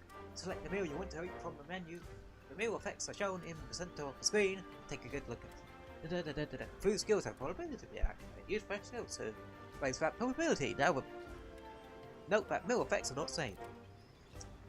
Meal effects end when anything happens. Complete skill. You fuck up. You return from it. You can eat again at camp after a short time after eating a meal. About 10 minutes. Don't forget to eat again after fainting. Oh yeah, this is where like you lose them after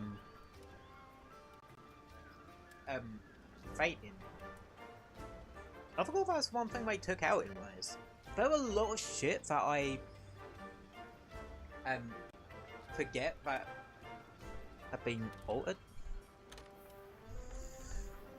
Yeah. You have custom flowers, though ones glowing green are fresh. And yeah, this shit gets very complicated very quickly. Basically, each of these columns have a different sort of effect. Have some, having like one common column gets a particular food skill, whilst one of multiple specific type gets a certain buff, or stat buff. In this case, attack up.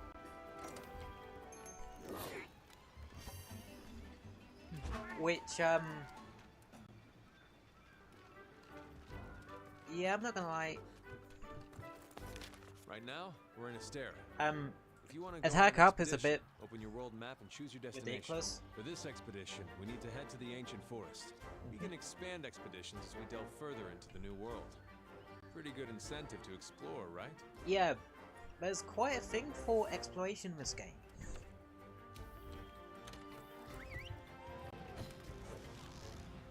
And like I said, you always have one to start out with, and then as you explore more campsites, like the one we saw earlier, well, possible campsites like the one we saw earlier, well, I'm not entirely sure that one actually counted yet.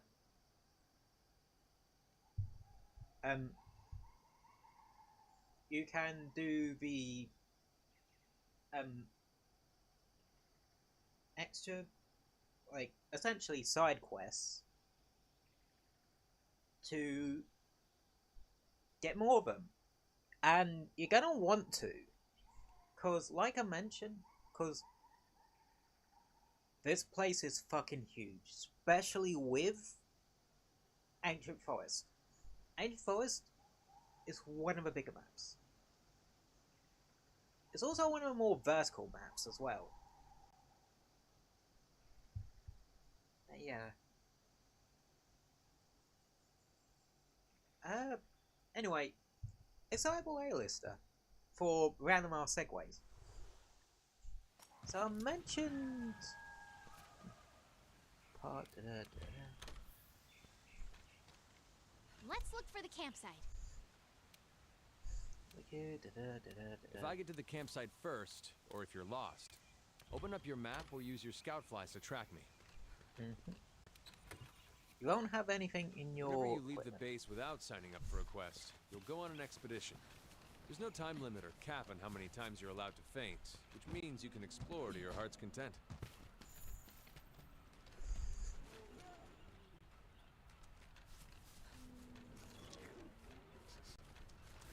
Why do I need us to? You can fast travel back to camp simply by selecting it from the wildlife map. Okay, we need to go here.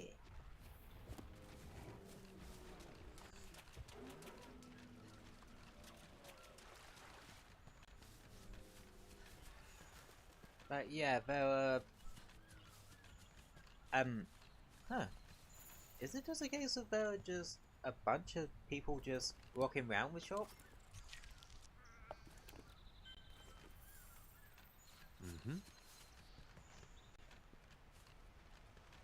When it comes to expeditions? Again, I have not played this game in ages.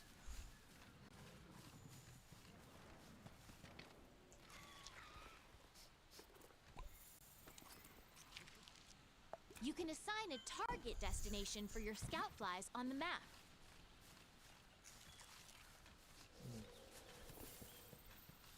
I generally know where I'm going in this game. At least in terms of the ancient forest. At least, I mean, more in terms of the, underground, well, the ground floor of the ancient forest, because this place is fucking huge.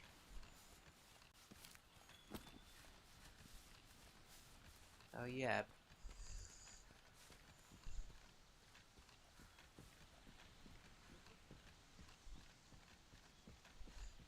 You're gonna be wanting to just grab shit as you go along. Oh yeah, some endemic life you can use, like you can eat those wiggly liches, just as is apparently. And yeah, it reduces stamina loss.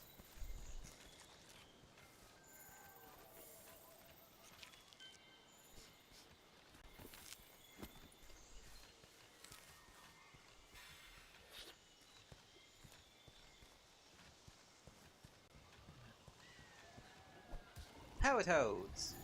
You can also kick the toads, and they do a thing. Don't get stuck in it.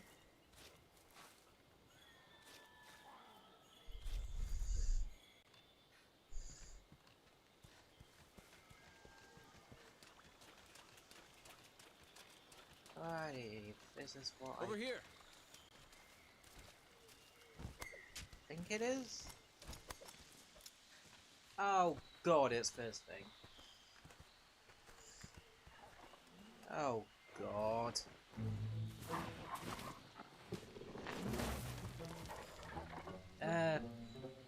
Another one you probably recognise from Stories 2. Kuriyaku.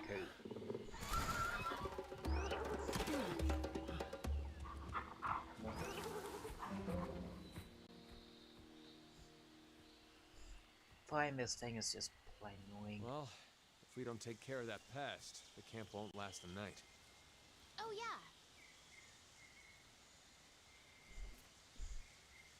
Nice. Objects.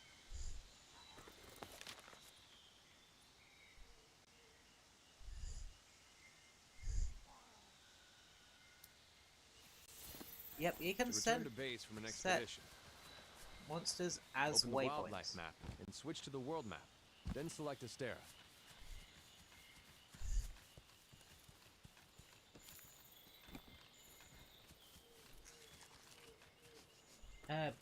It's always worth gathering up tracks, because...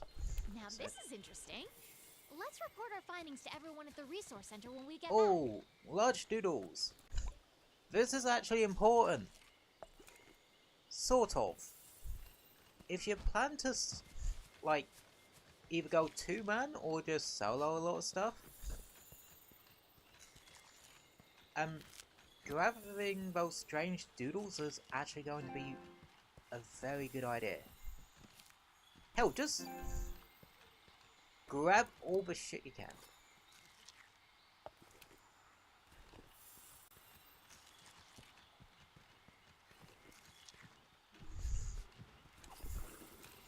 Poison caps.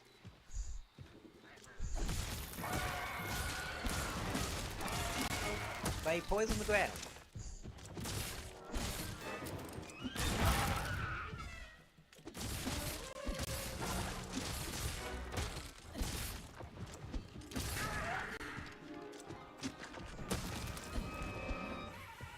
Poison does damage over time.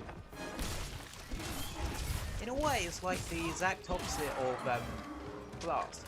Blast does a huge chunk of damage in one fell swoop.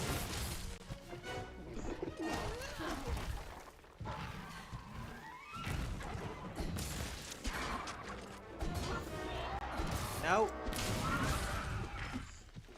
Yeah, you put down that sodding rock.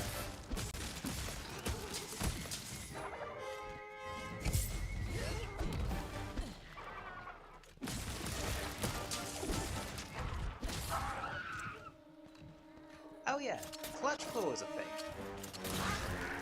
Never underestimate an angry monster. Keep your distance and You watch can for a use it safe to opening. jump on a monster and drops a weaken up slinger guard.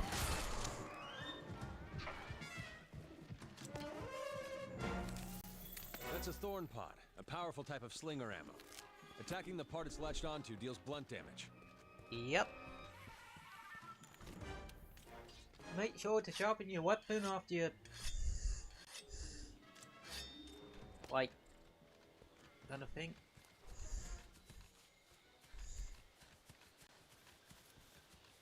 Yeah.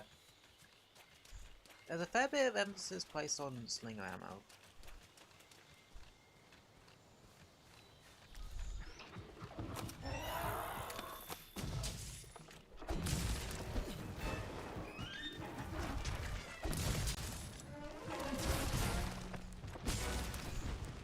Red ones are more offense related.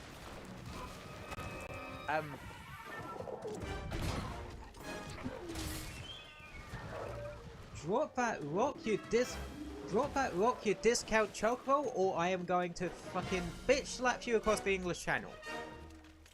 We are not doing this rock bull crap a second time. Even though I knocked it first one out of your hand in about 5 seconds. And that one didn't last long either.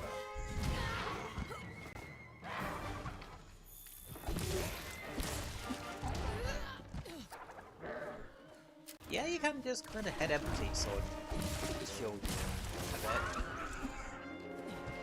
I say a bit. Head emptying, like, anything in this game is not the greatest idea. Gunpowder!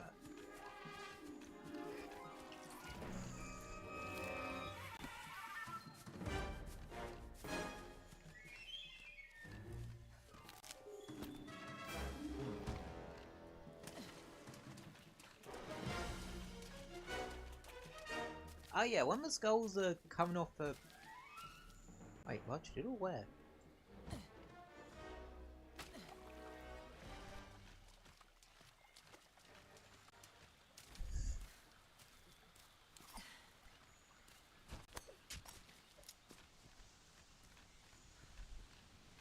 So if a thing is coming, skulls are coming off a large monster, it means it's close to death, and you should, and if you're doing a capture quest, trying to capture it still. Oh yeah, monsters will typically try to, sometimes monsters will typically try to fight each other. Or am I thinking of Rise? But Turf Wars, this game also introduced something called Turf Wars. When, if certain monsters meet, they will try to murder each other. Oh, that's for large dudes. I kind of love the autocraft system. Makes life a lot easier.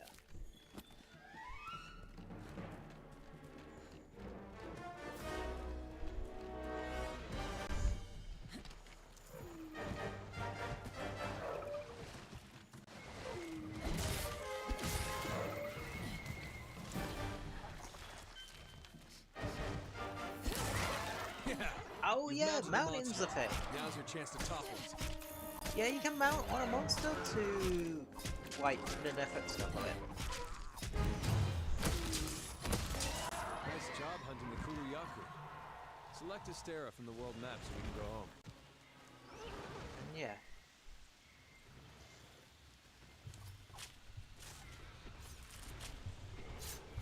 Yeah. Okay. Yeah. But yeah, early on we're probably, like, I suppose during the entirety of Base World, we're just gonna be, murking through monsters like nobody.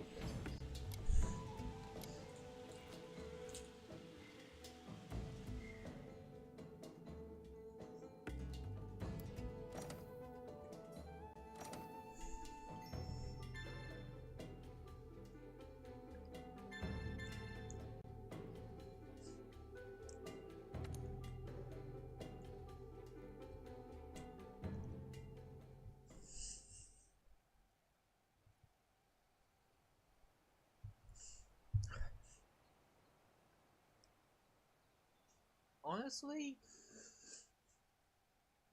a fair bit, like, grinding might be done off camera, cause Monster Hunter's a grindy game.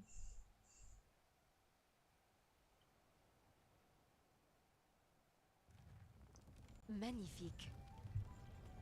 Thanks, mate. Over cancel I save. Don't let me down. I have something special just for you. That job is to get us an ample supply of mega potions. Come back soon. Magnifique.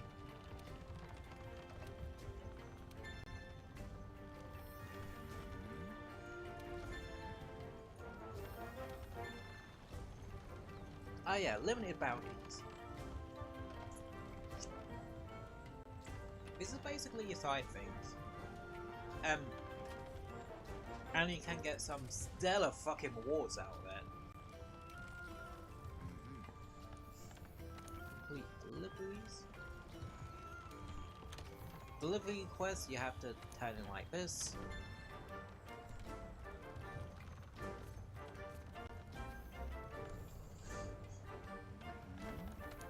Managing investigations. This is where a fair bit of your grinding is going to come from. Basically, investigations are quests, or randomly generated quests with unique fairy conditions, monsters, etc. And as you can see, you can get specific levels of rewards. Yeah, this is why I will say one thing. Well, I would say World is definitely harder than Rise, just cause Rise you have all sorts of cool unique abilities, well, crazy abilities we pull off. It is way easier to grind in World. straight up. Especially when it comes to like the higher tier materials. Especially because like, see here, remaining attempts 8. You can do that one 8 times before it disappears. I mean, if that ain't fucking impressive, then what is? You've done well. Ready? Okay. Oh, it'll take now. We're the ones to get it done. The 5th has an urgent mission. Partner, you'd better come see me. Hey there. Get like out there,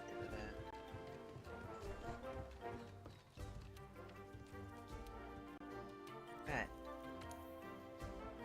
Find a box.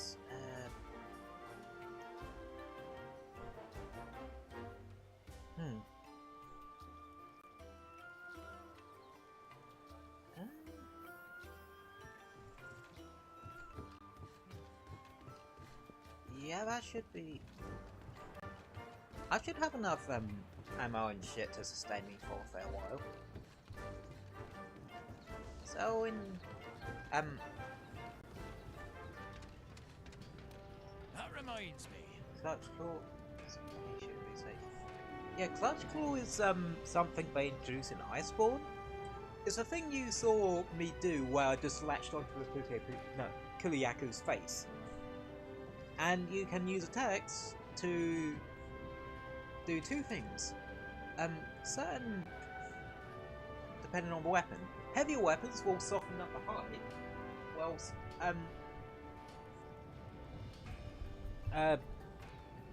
lighter weapons will simply drop slinger ammo. Oop, I dropped my thing. And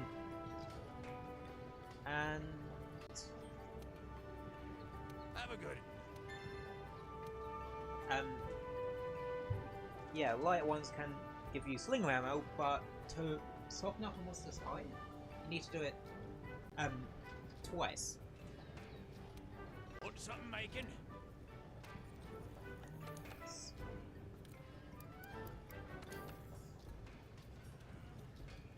No, I need things rather far down the line.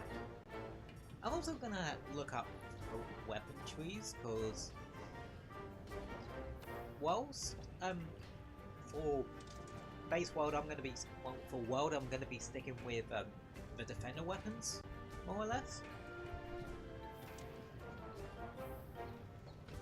Oh, How's your gear holding up? customized bowgun. Rarity 1 to 2, 1 mod.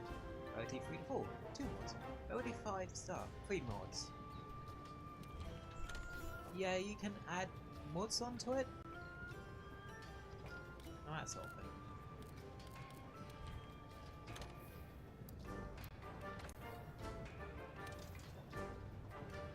And obviously there's some that increase reload. So basically, this is what I mean by bowguns work very differently. They have like a lot more options, but this one is shield.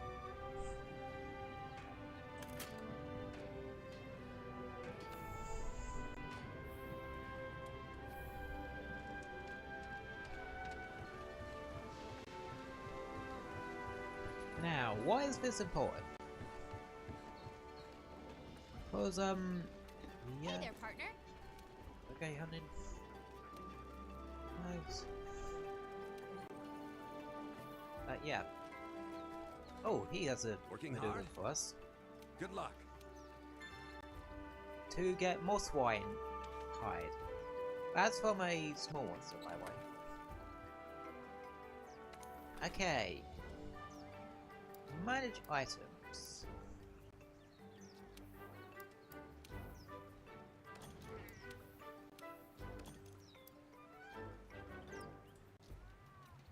Oh, I can just do it that way. That's actually far easier. Okay.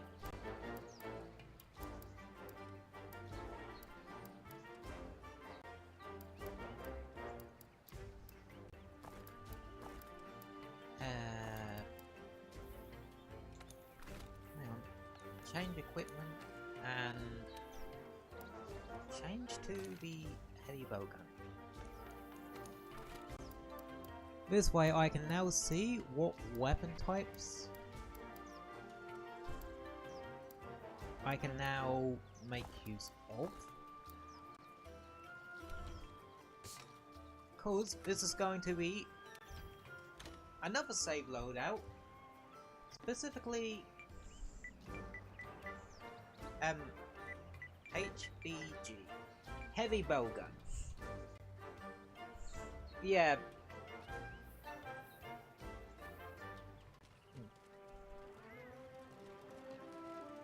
Oh, there are technically urgent quests. Okay. Hey, partner! I suppose that obviously now called urgent quests.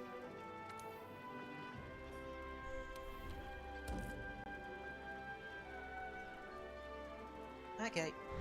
It's usually an idea to accept the quest first and then, like, eat up. Cause by the time you finish eating,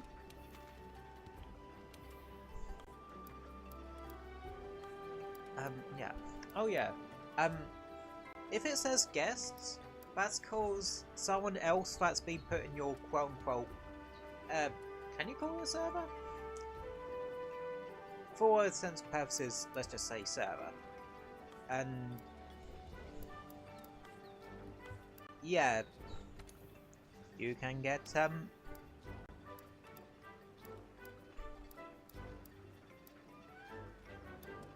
specific things.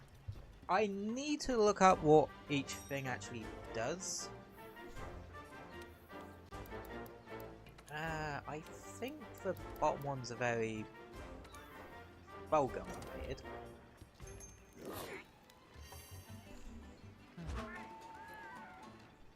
Okay.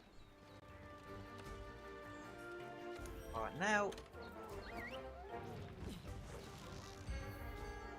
Yeah.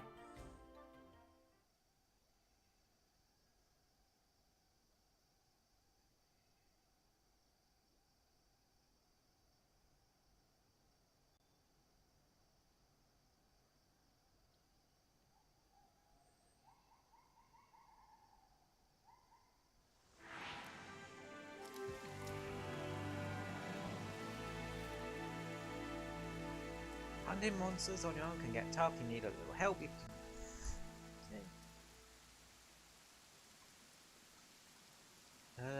can join the quest on hand. In expeditions, this is the only way people are going to be able to join you. Join quest progress. My accept quest. Oh, join for rejecting a join quest. Oh yeah. There's also one other thing to note. If a quest is like 10 minutes in, you'll get greatly reduced rewards. And in which case, you're probably not going to want to accept those.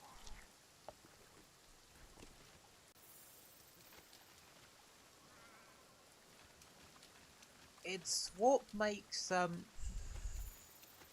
the SOS thing a bit of a pain in the ass to do. That's not our target. Yeah, that's the Adjanath. Not quite ready to take him on yet.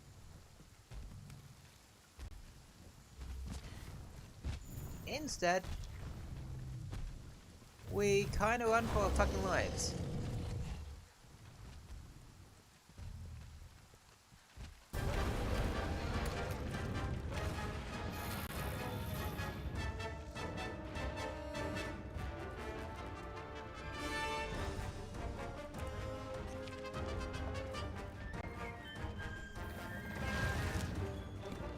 Hey, partner!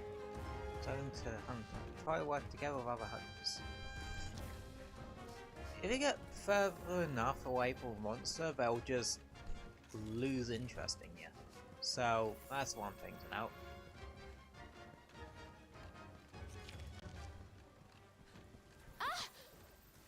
as Puka Puka was quite earlier.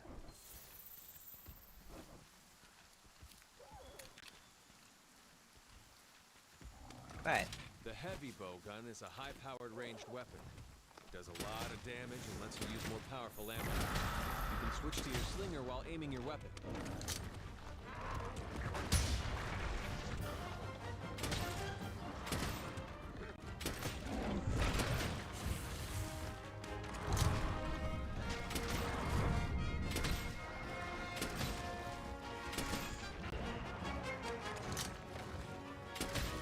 So, with ranged weapons, you have a mechanic called critical distance. Basically, you want to be a certain distance from your target.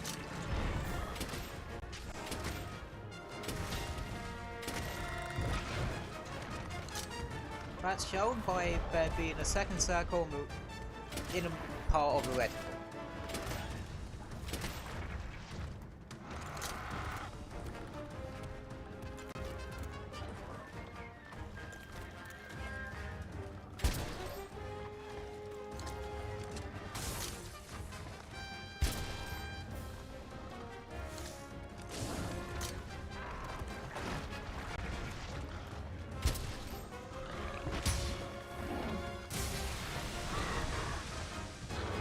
When you're poisoned, your health will gradually drop. Use an antidote as soon as possible. Oh, yep, use an antidote. You can move about whilst healing.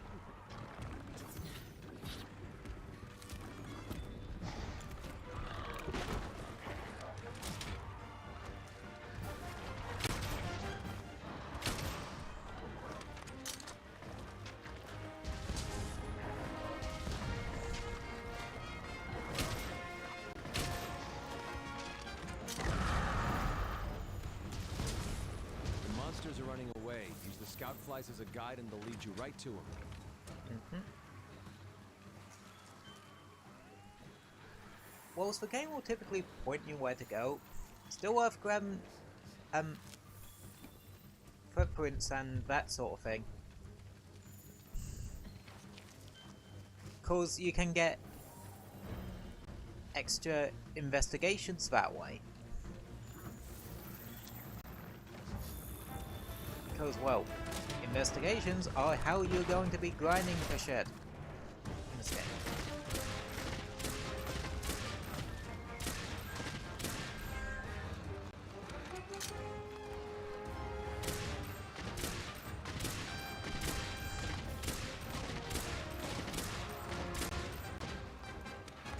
Oh yeah, watch out for a Puke Puke snake.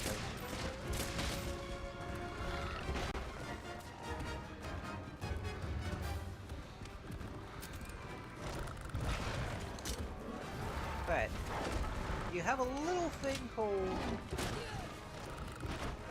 special app with oh shit, yeah, you can get stunned. That repeatedly will stun you, meaning you won't be able to move. Now he won't. Yeah, special ammo. This shit regenerates health time as two flavors. Explosive sniper rifle with rifle snipe, and discount heavy weapon snipe with rifle heart. You can guess which of the two I like more.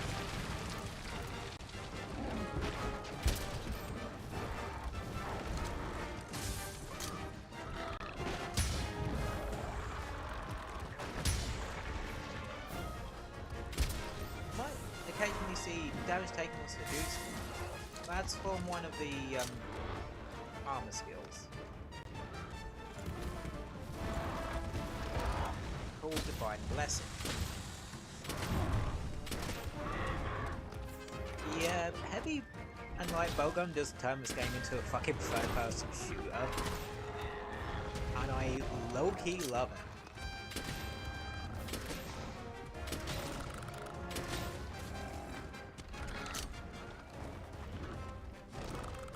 With Devil Joe-ish, or At least I think it's going to be a double shell. Yeah, that just means that it's tuckered out and his web text won't work. And that's all. I'm enjoying this.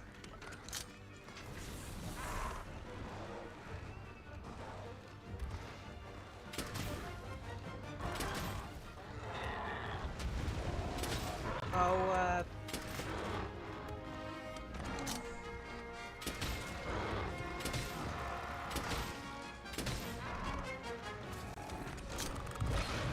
Dodge their attacks. You don't want to take hits like that head on. yeah, that's the only thing with having, like, the thing armor, man.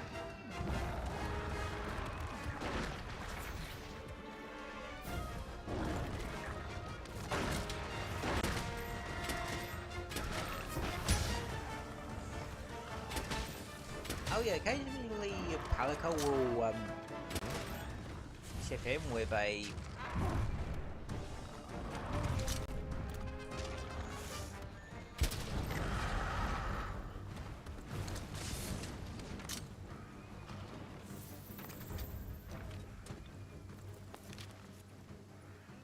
yeah, I am going to actually change weapon. Cause yeah, heavy bowgun really ain't doing it.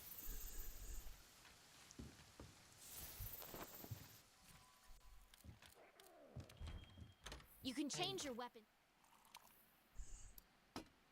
And I'm going to change to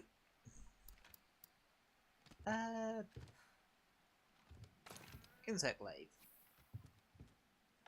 You can use the item box to manage your inventory. Yeah, that's why having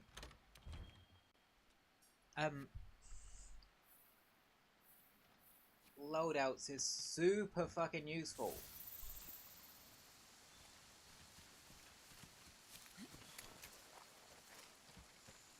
Yep.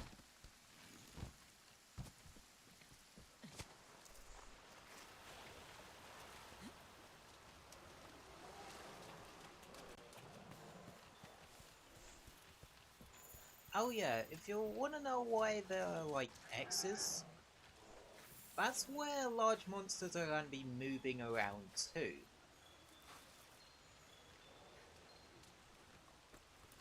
Oh yeah, in terms of like, God, this game is actually really dark on OBS sometimes, huh?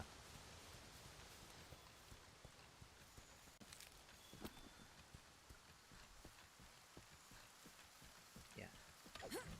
The insect glaive is a close-range weapon that lets you control I am insects. way too used to wirebugs. See, I'm conditioned for Rise, so yeah.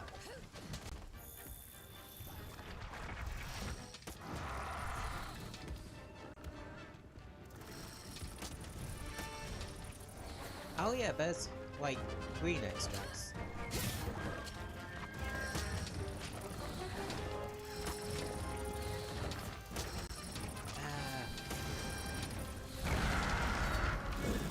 There we go. Now you can press X and A whilst you got like insect mold up.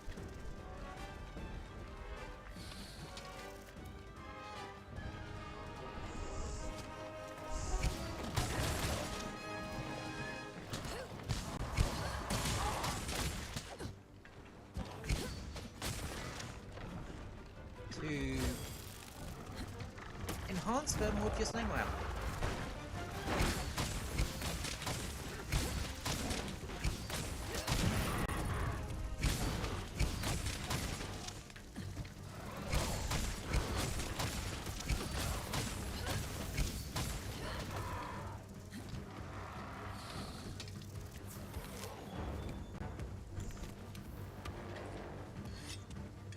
And well, yeah, always go for the yellow, oh, the green slinger ammo when doing this.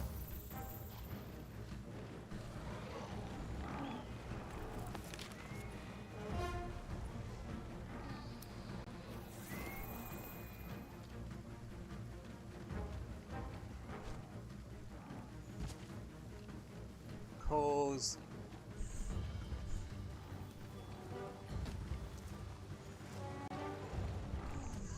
it'll give them a increase to stamina. Oh yeah, mud slows you down. So for this area, you want to be using the vines.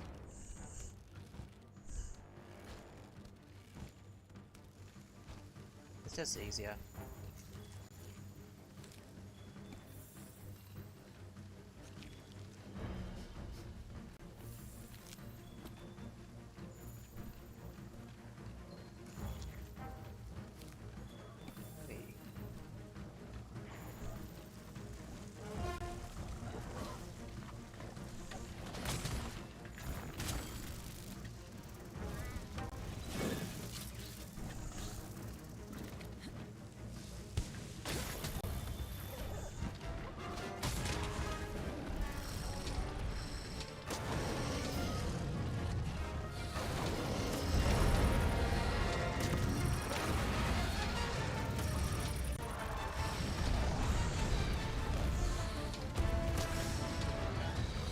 Oh yeah, and when powered up, your Kinset can actually grab 2 extracts.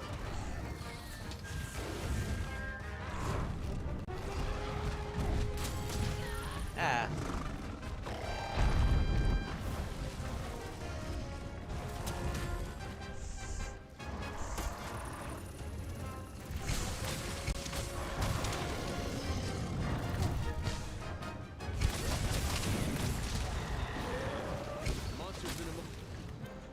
There we go. You did it! Now the commander can send someone out to see if that slag will lead us to Zora Magdaros. There we go.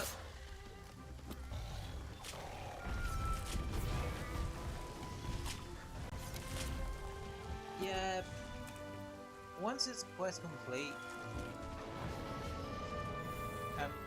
you can't get hurt, so yeah.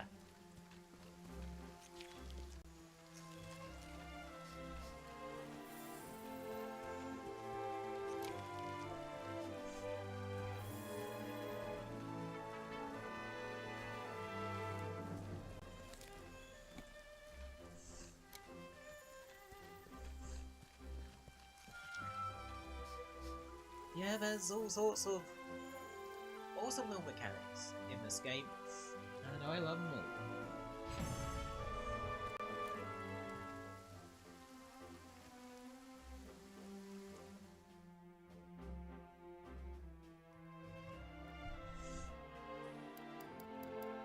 Bunch of goodies.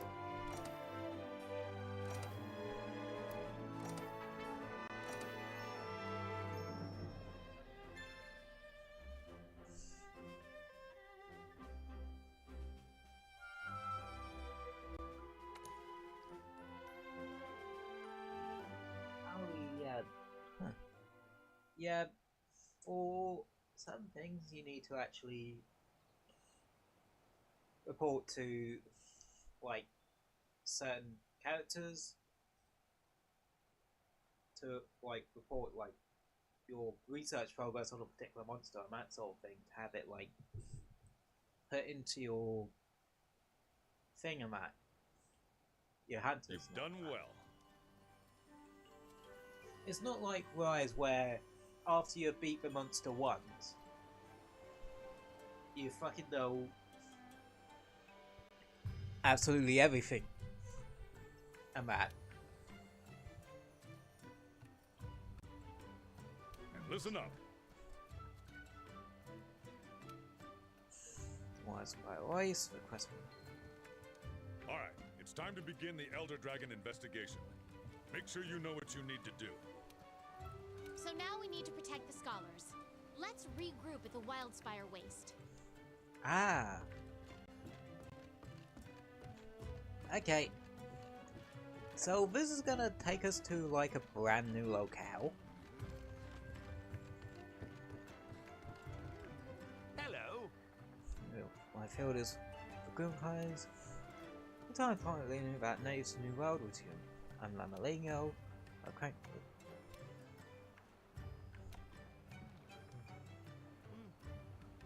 Let me explain. I'll speak my mate. Make yourself understood by him.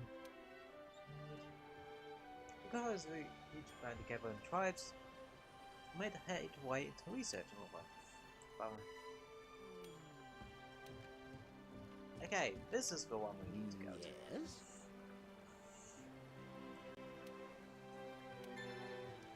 Monster Field Guide updated. Basically, we now know a bit more about the monster. You increase this by fighting it. But research level 1 seems to be enough to keep you good for a while, because it like tells you the strength of elements and that sort of thing, and weak points and that. Though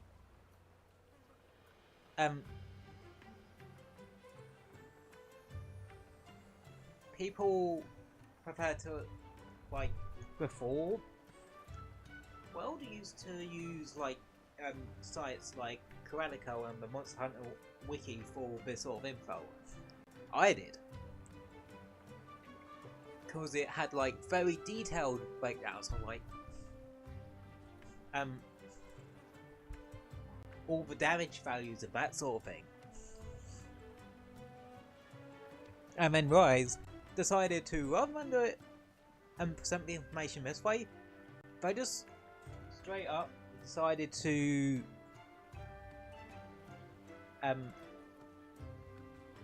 have the information just as it shows up on something like Coralico and that.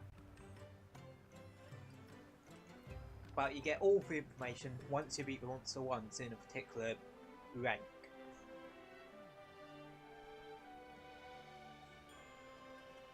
But at least here it like tells you if a part's actually breakable or not, which is actually rather, that is actually rather useful.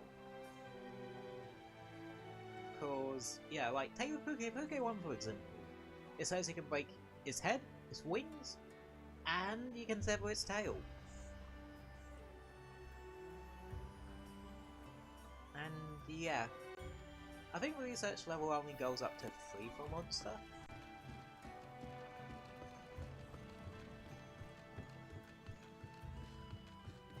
And yeah.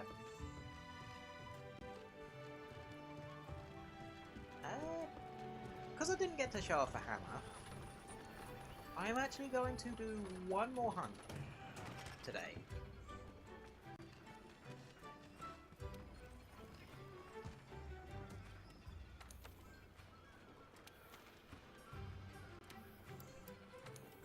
Okay.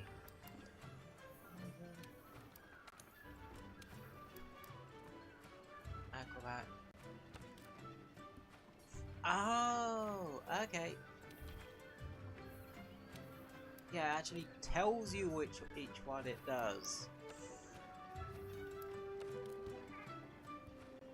Okay. Yeah, that's actually 1,000 times easier.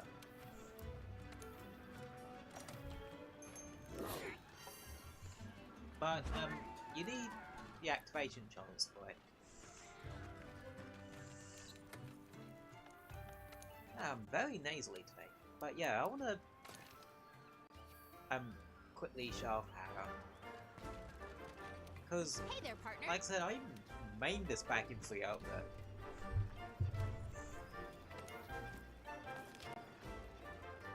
optional.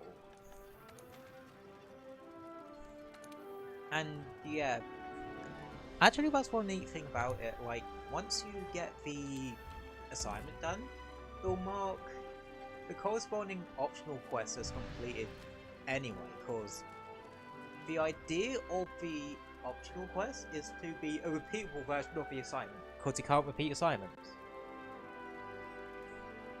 Again, I do prefer the key quest system from previous games before World, as well as Rise.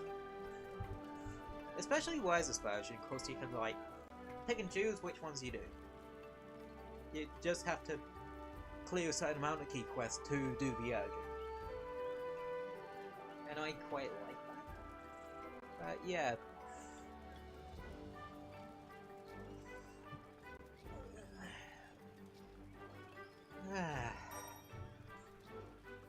Things.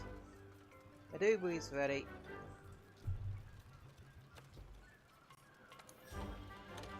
But yeah. I just want a sharp hammer, but yeah. Heavy bow gun, I'm not sure if I want to stick with that one or just grab a different weapon. Like, one I don't typically use. Might be fun.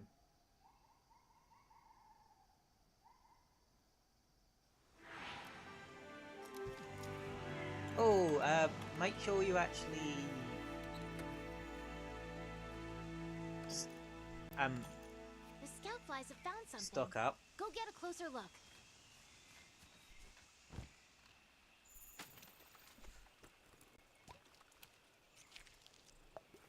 Yeah. Great! The scout flies have locked on to the scent of the monster. Be on the lookout for more tracks or traces. Oh. The scout flies have picked up the monster's trail. Right. We need to kill one of these. Hope you're ready. Hammer is a mighty close-range weapon that can stun monsters with blows to the head. Sorry, little piggy. We need your hide.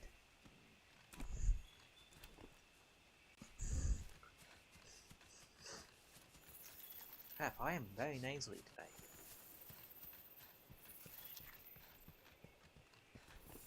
Ah, there it is.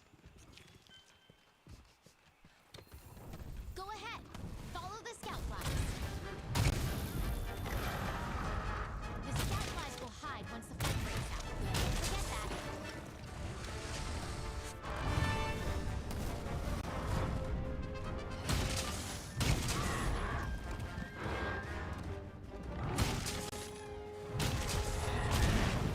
The monster's been immobilized. Now's your chance. Okay. So, in World, they introduced the Big Bang combo. Basically, you need to land a combo where you need to land a blow to do the next one in the sequence, but it's really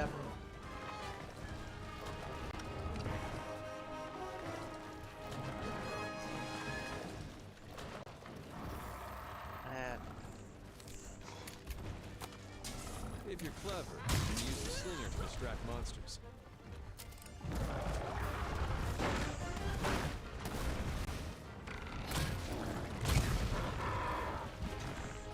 yeah.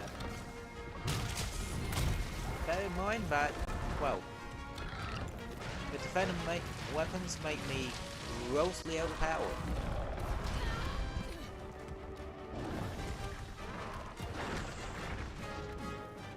So yeah, that's why base Rise is probably gonna get, no, base World is just gonna be very. Basically, we're going to be onto Iceborne pretty quickly. God, I love that move.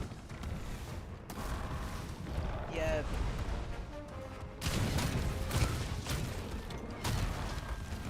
God, I love hammer sometimes. Yeah.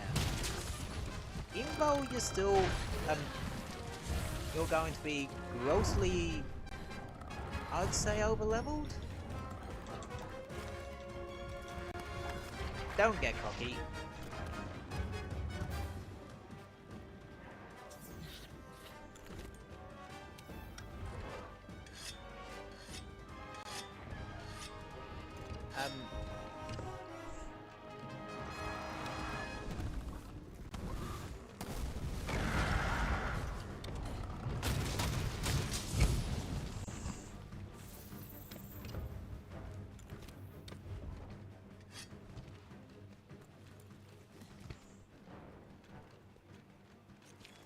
Cause getting cocky is a good way of getting your ass kicked.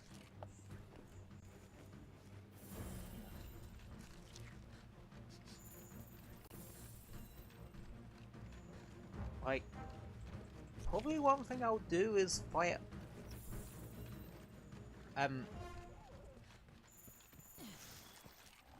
Do fighting and grinding mainly off stream. Because, yeah, research level is important because, of one particular reason. So, I've already mentioned there's this low rank and there's also a high rank. You also got Iceborne, which uses a different rank entirely. But in order to get the notes for the next lot of, well, next rank up, you need to complete the previous ranks worth of them. So, yeah.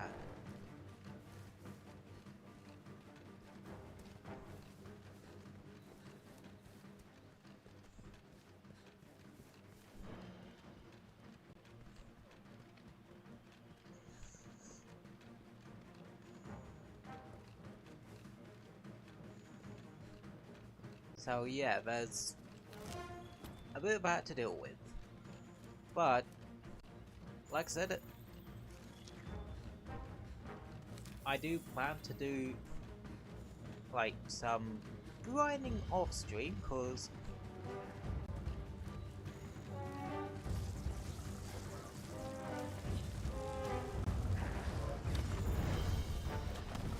well, so I'm not having entire streams where I'm just fighting the same monster over and over.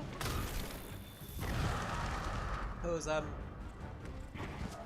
yeah, that would be boring for the both of us.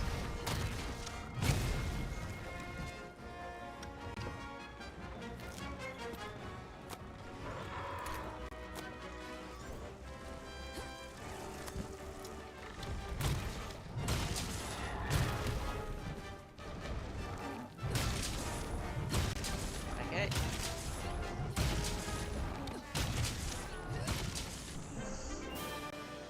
And boom.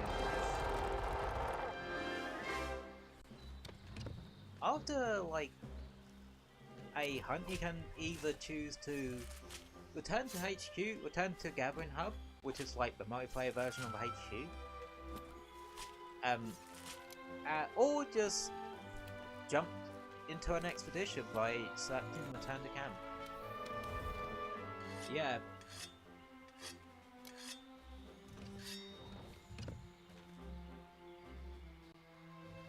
You really have freedom to do whatever the fuck you like, sometimes.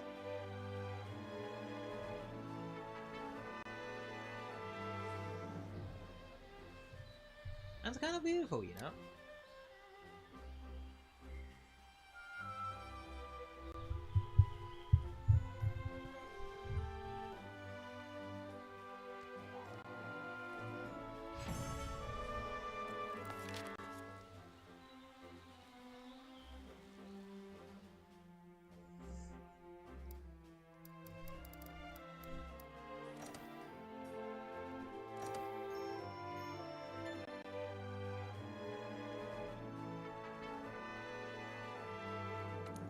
Oh yeah, gadget proficiency is a thing.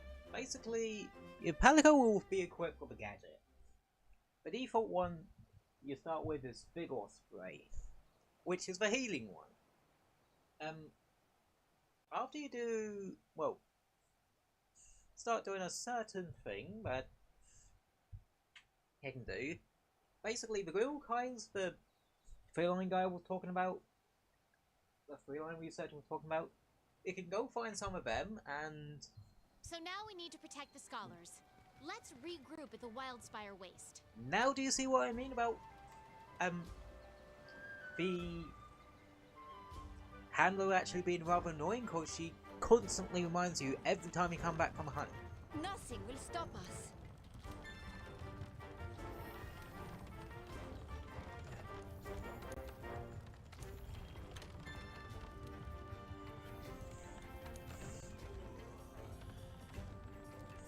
So yeah, now wants to do specific ones. And that's really how you're gonna do for both your grinding. Through investigations, because to be honest, every time you like actually take out a large monster for the first time, you're gonna actually end up getting an investigation. And yeah.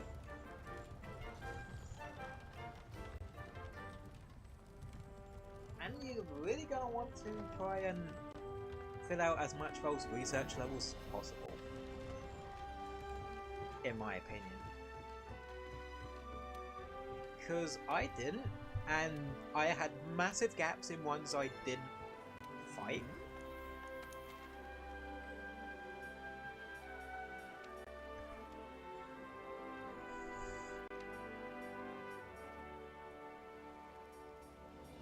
Now there's two different things here. Research level and scout file level. Scout file level essentially is how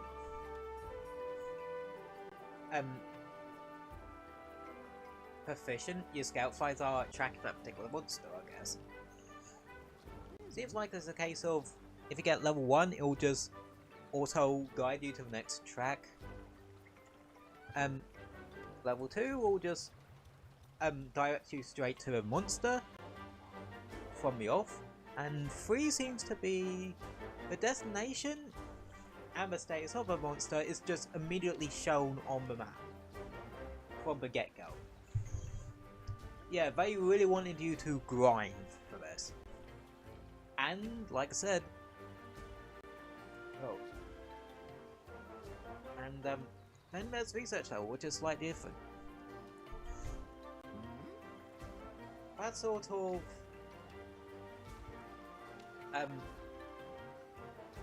research level A helps, well, seems to allegedly help with scalefly stuff.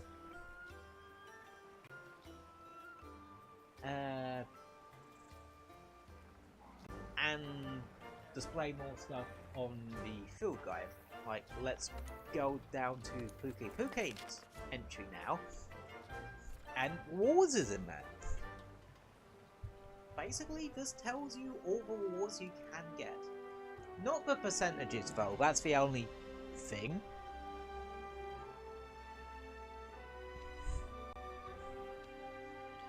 So, yeah, again, one thing, another QRL stuff thing Rise has over the world, it actually displays the percentages of it,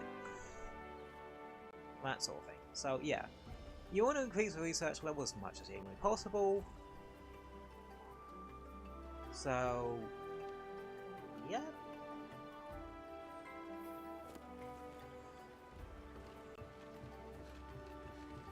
And plus it's not a bad idea to just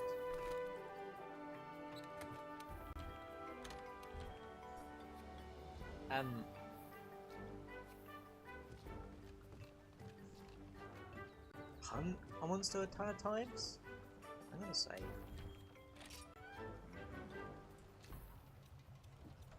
But yeah, it's not a bad idea to actually hunt the monster a couple of times, because you'll get materials which, yes, isn't that useful when you're purely using defender weapons and the Guardian Armor Alpha Plus. But it might help you out later on when you actually get to Iceborne and you need to actually properly start crafting and upgrading weapons. Because not all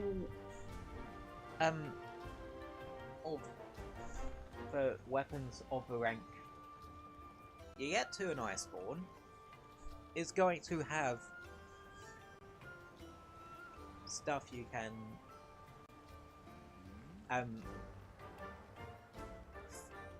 jump to. Sometimes you do have to go through that entire thing tree. Plus again, it does help you get familiar with the monster. Because that's the thing about Monster Hunter. Actually, since that was going to be the last Hunter today, let's just go over to the Zatsu screen for a bit to discuss this in further depth.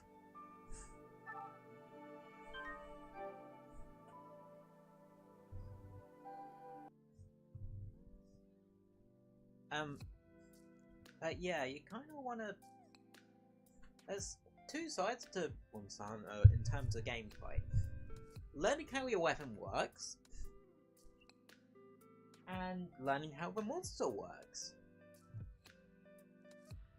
Basically, like any boss-orientated game, which, let's be real, that's what the large monsters are.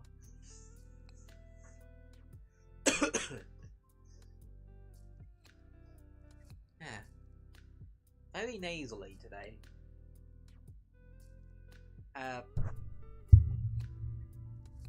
Yeah. You essentially want to learn the monster's patterns like you would any other boss in any other game.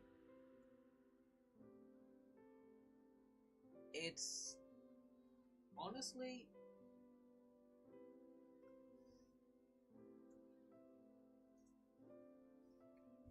very interesting.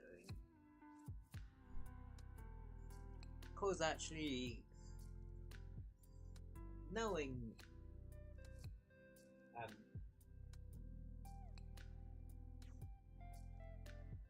how certain monsters attack and the tells and that sort of thing. Yeah. That's, I suppose, the only real good thing about the Guardian Armor having, like, such high defense.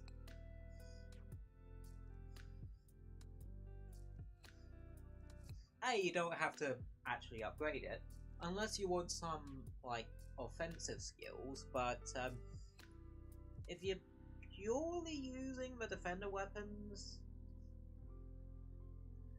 once you get access to charms, just graft the fucking attack one and be done with it. Like,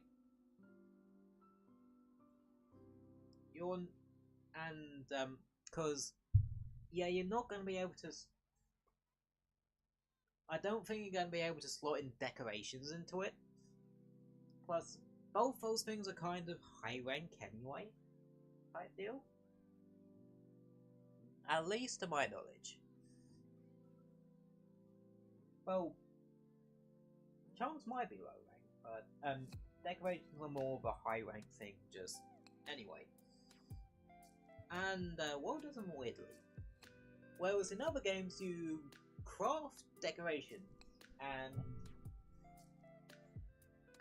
the charms are RNG, in World it's switched.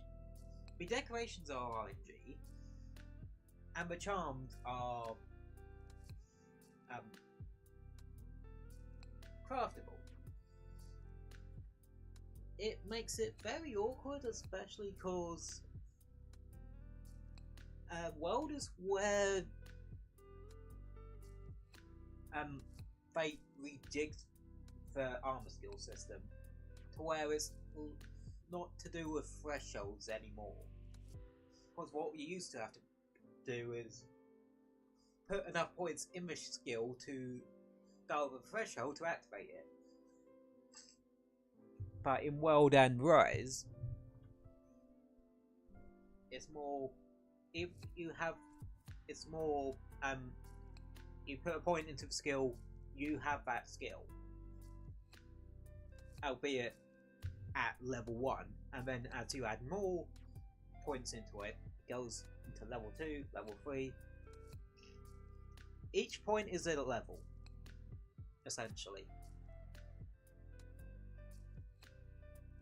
Like, the Guardian Armor Alpha Plus has Divine Blessing because it has 3 points in Divine Blessing. Each point is a level. And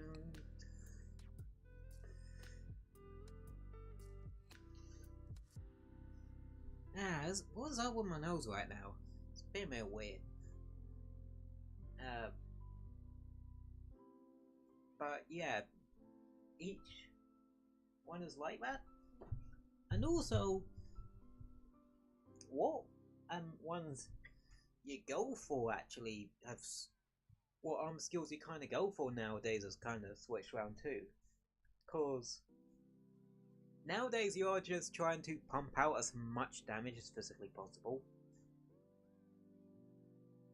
It's sort of the old best defense is a good offense.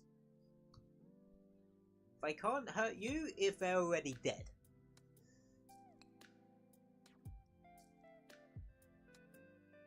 That's why Rise hunts don't last as long as they do in World.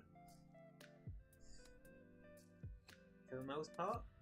Because you have like all the crazy new moves and that in there. So, and also some of the crazy armor skills in there, because some of the ones in Rise are fucking ridiculous. In the fun kind of way. Don't get me wrong, there are some ridiculous ones in World 2. But you access the ridiculous ones in different ways. In a different way.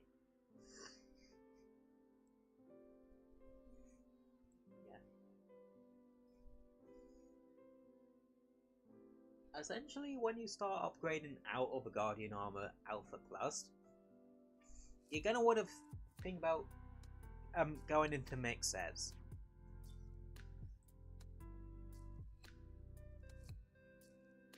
Though, if you don't just blaze through World and actually take your time a bit with it, it's probably going to be easier. Rise, you can just kind of blaze through. With their equivalents of those particular armor and weapon sets. World, you still want to take your time with.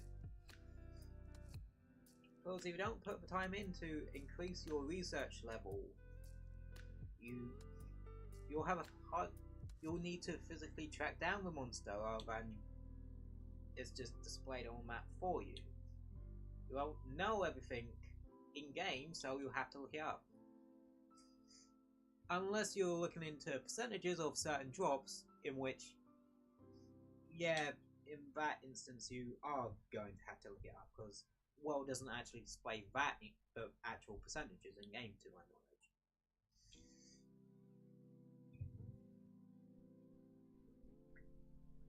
And,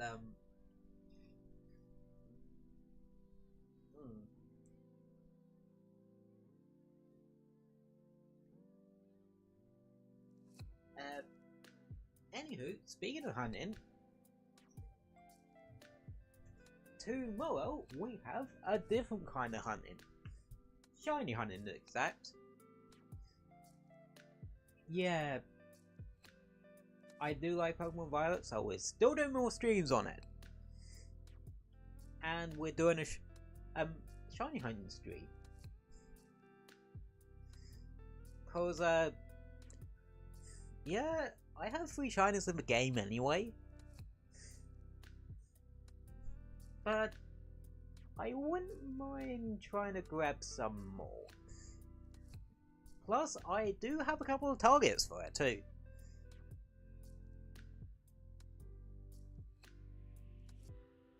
And yes, one of them is a starter.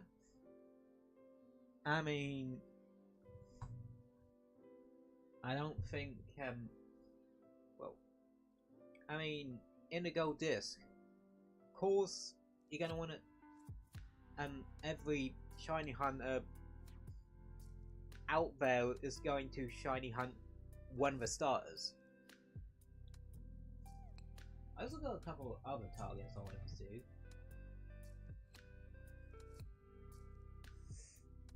Yeah. Probably what I'll do with that is like actually during the stream tomorrow, actually have the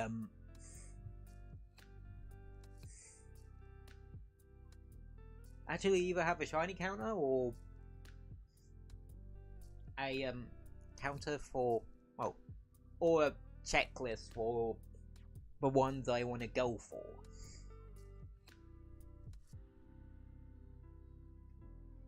Because I have at least 3 targets. And enough of Miska to like satisfy those targets. At least hopefully. I'll probably see if I can jump into Violet a bit later to try to get some more help, Miska. Because I weirdly love me a bit of offline grinding, huh? But yeah, that's the schedule. Well, that's tomorrow's, what we're doing tomorrow. Good bit of shiny hunting. Hopefully there's like an outbreak or two for one of my targets or something, but I honestly severely doubt that.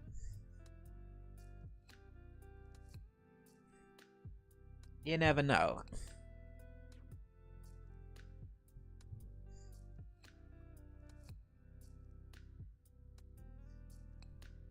But yeah.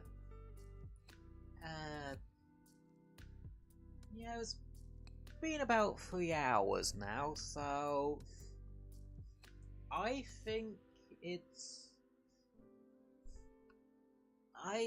I am actually going to end things there. So yeah, we did quite a bit of monster hunting today. Even with the cutscenes, I forgot how easy it is to just get through ranks in World. But then again, low rank, they don't tend to be as many because there aren't as many monsters to fight. But I remember high rank being pretty beefy in terms of that. But yeah. So, as always, thank you all for coming and chilling out with me. I've loved having you here. I hope you all have an amazing day. Stay safe out there. And I will see you the next time. Good night, chat. Good night.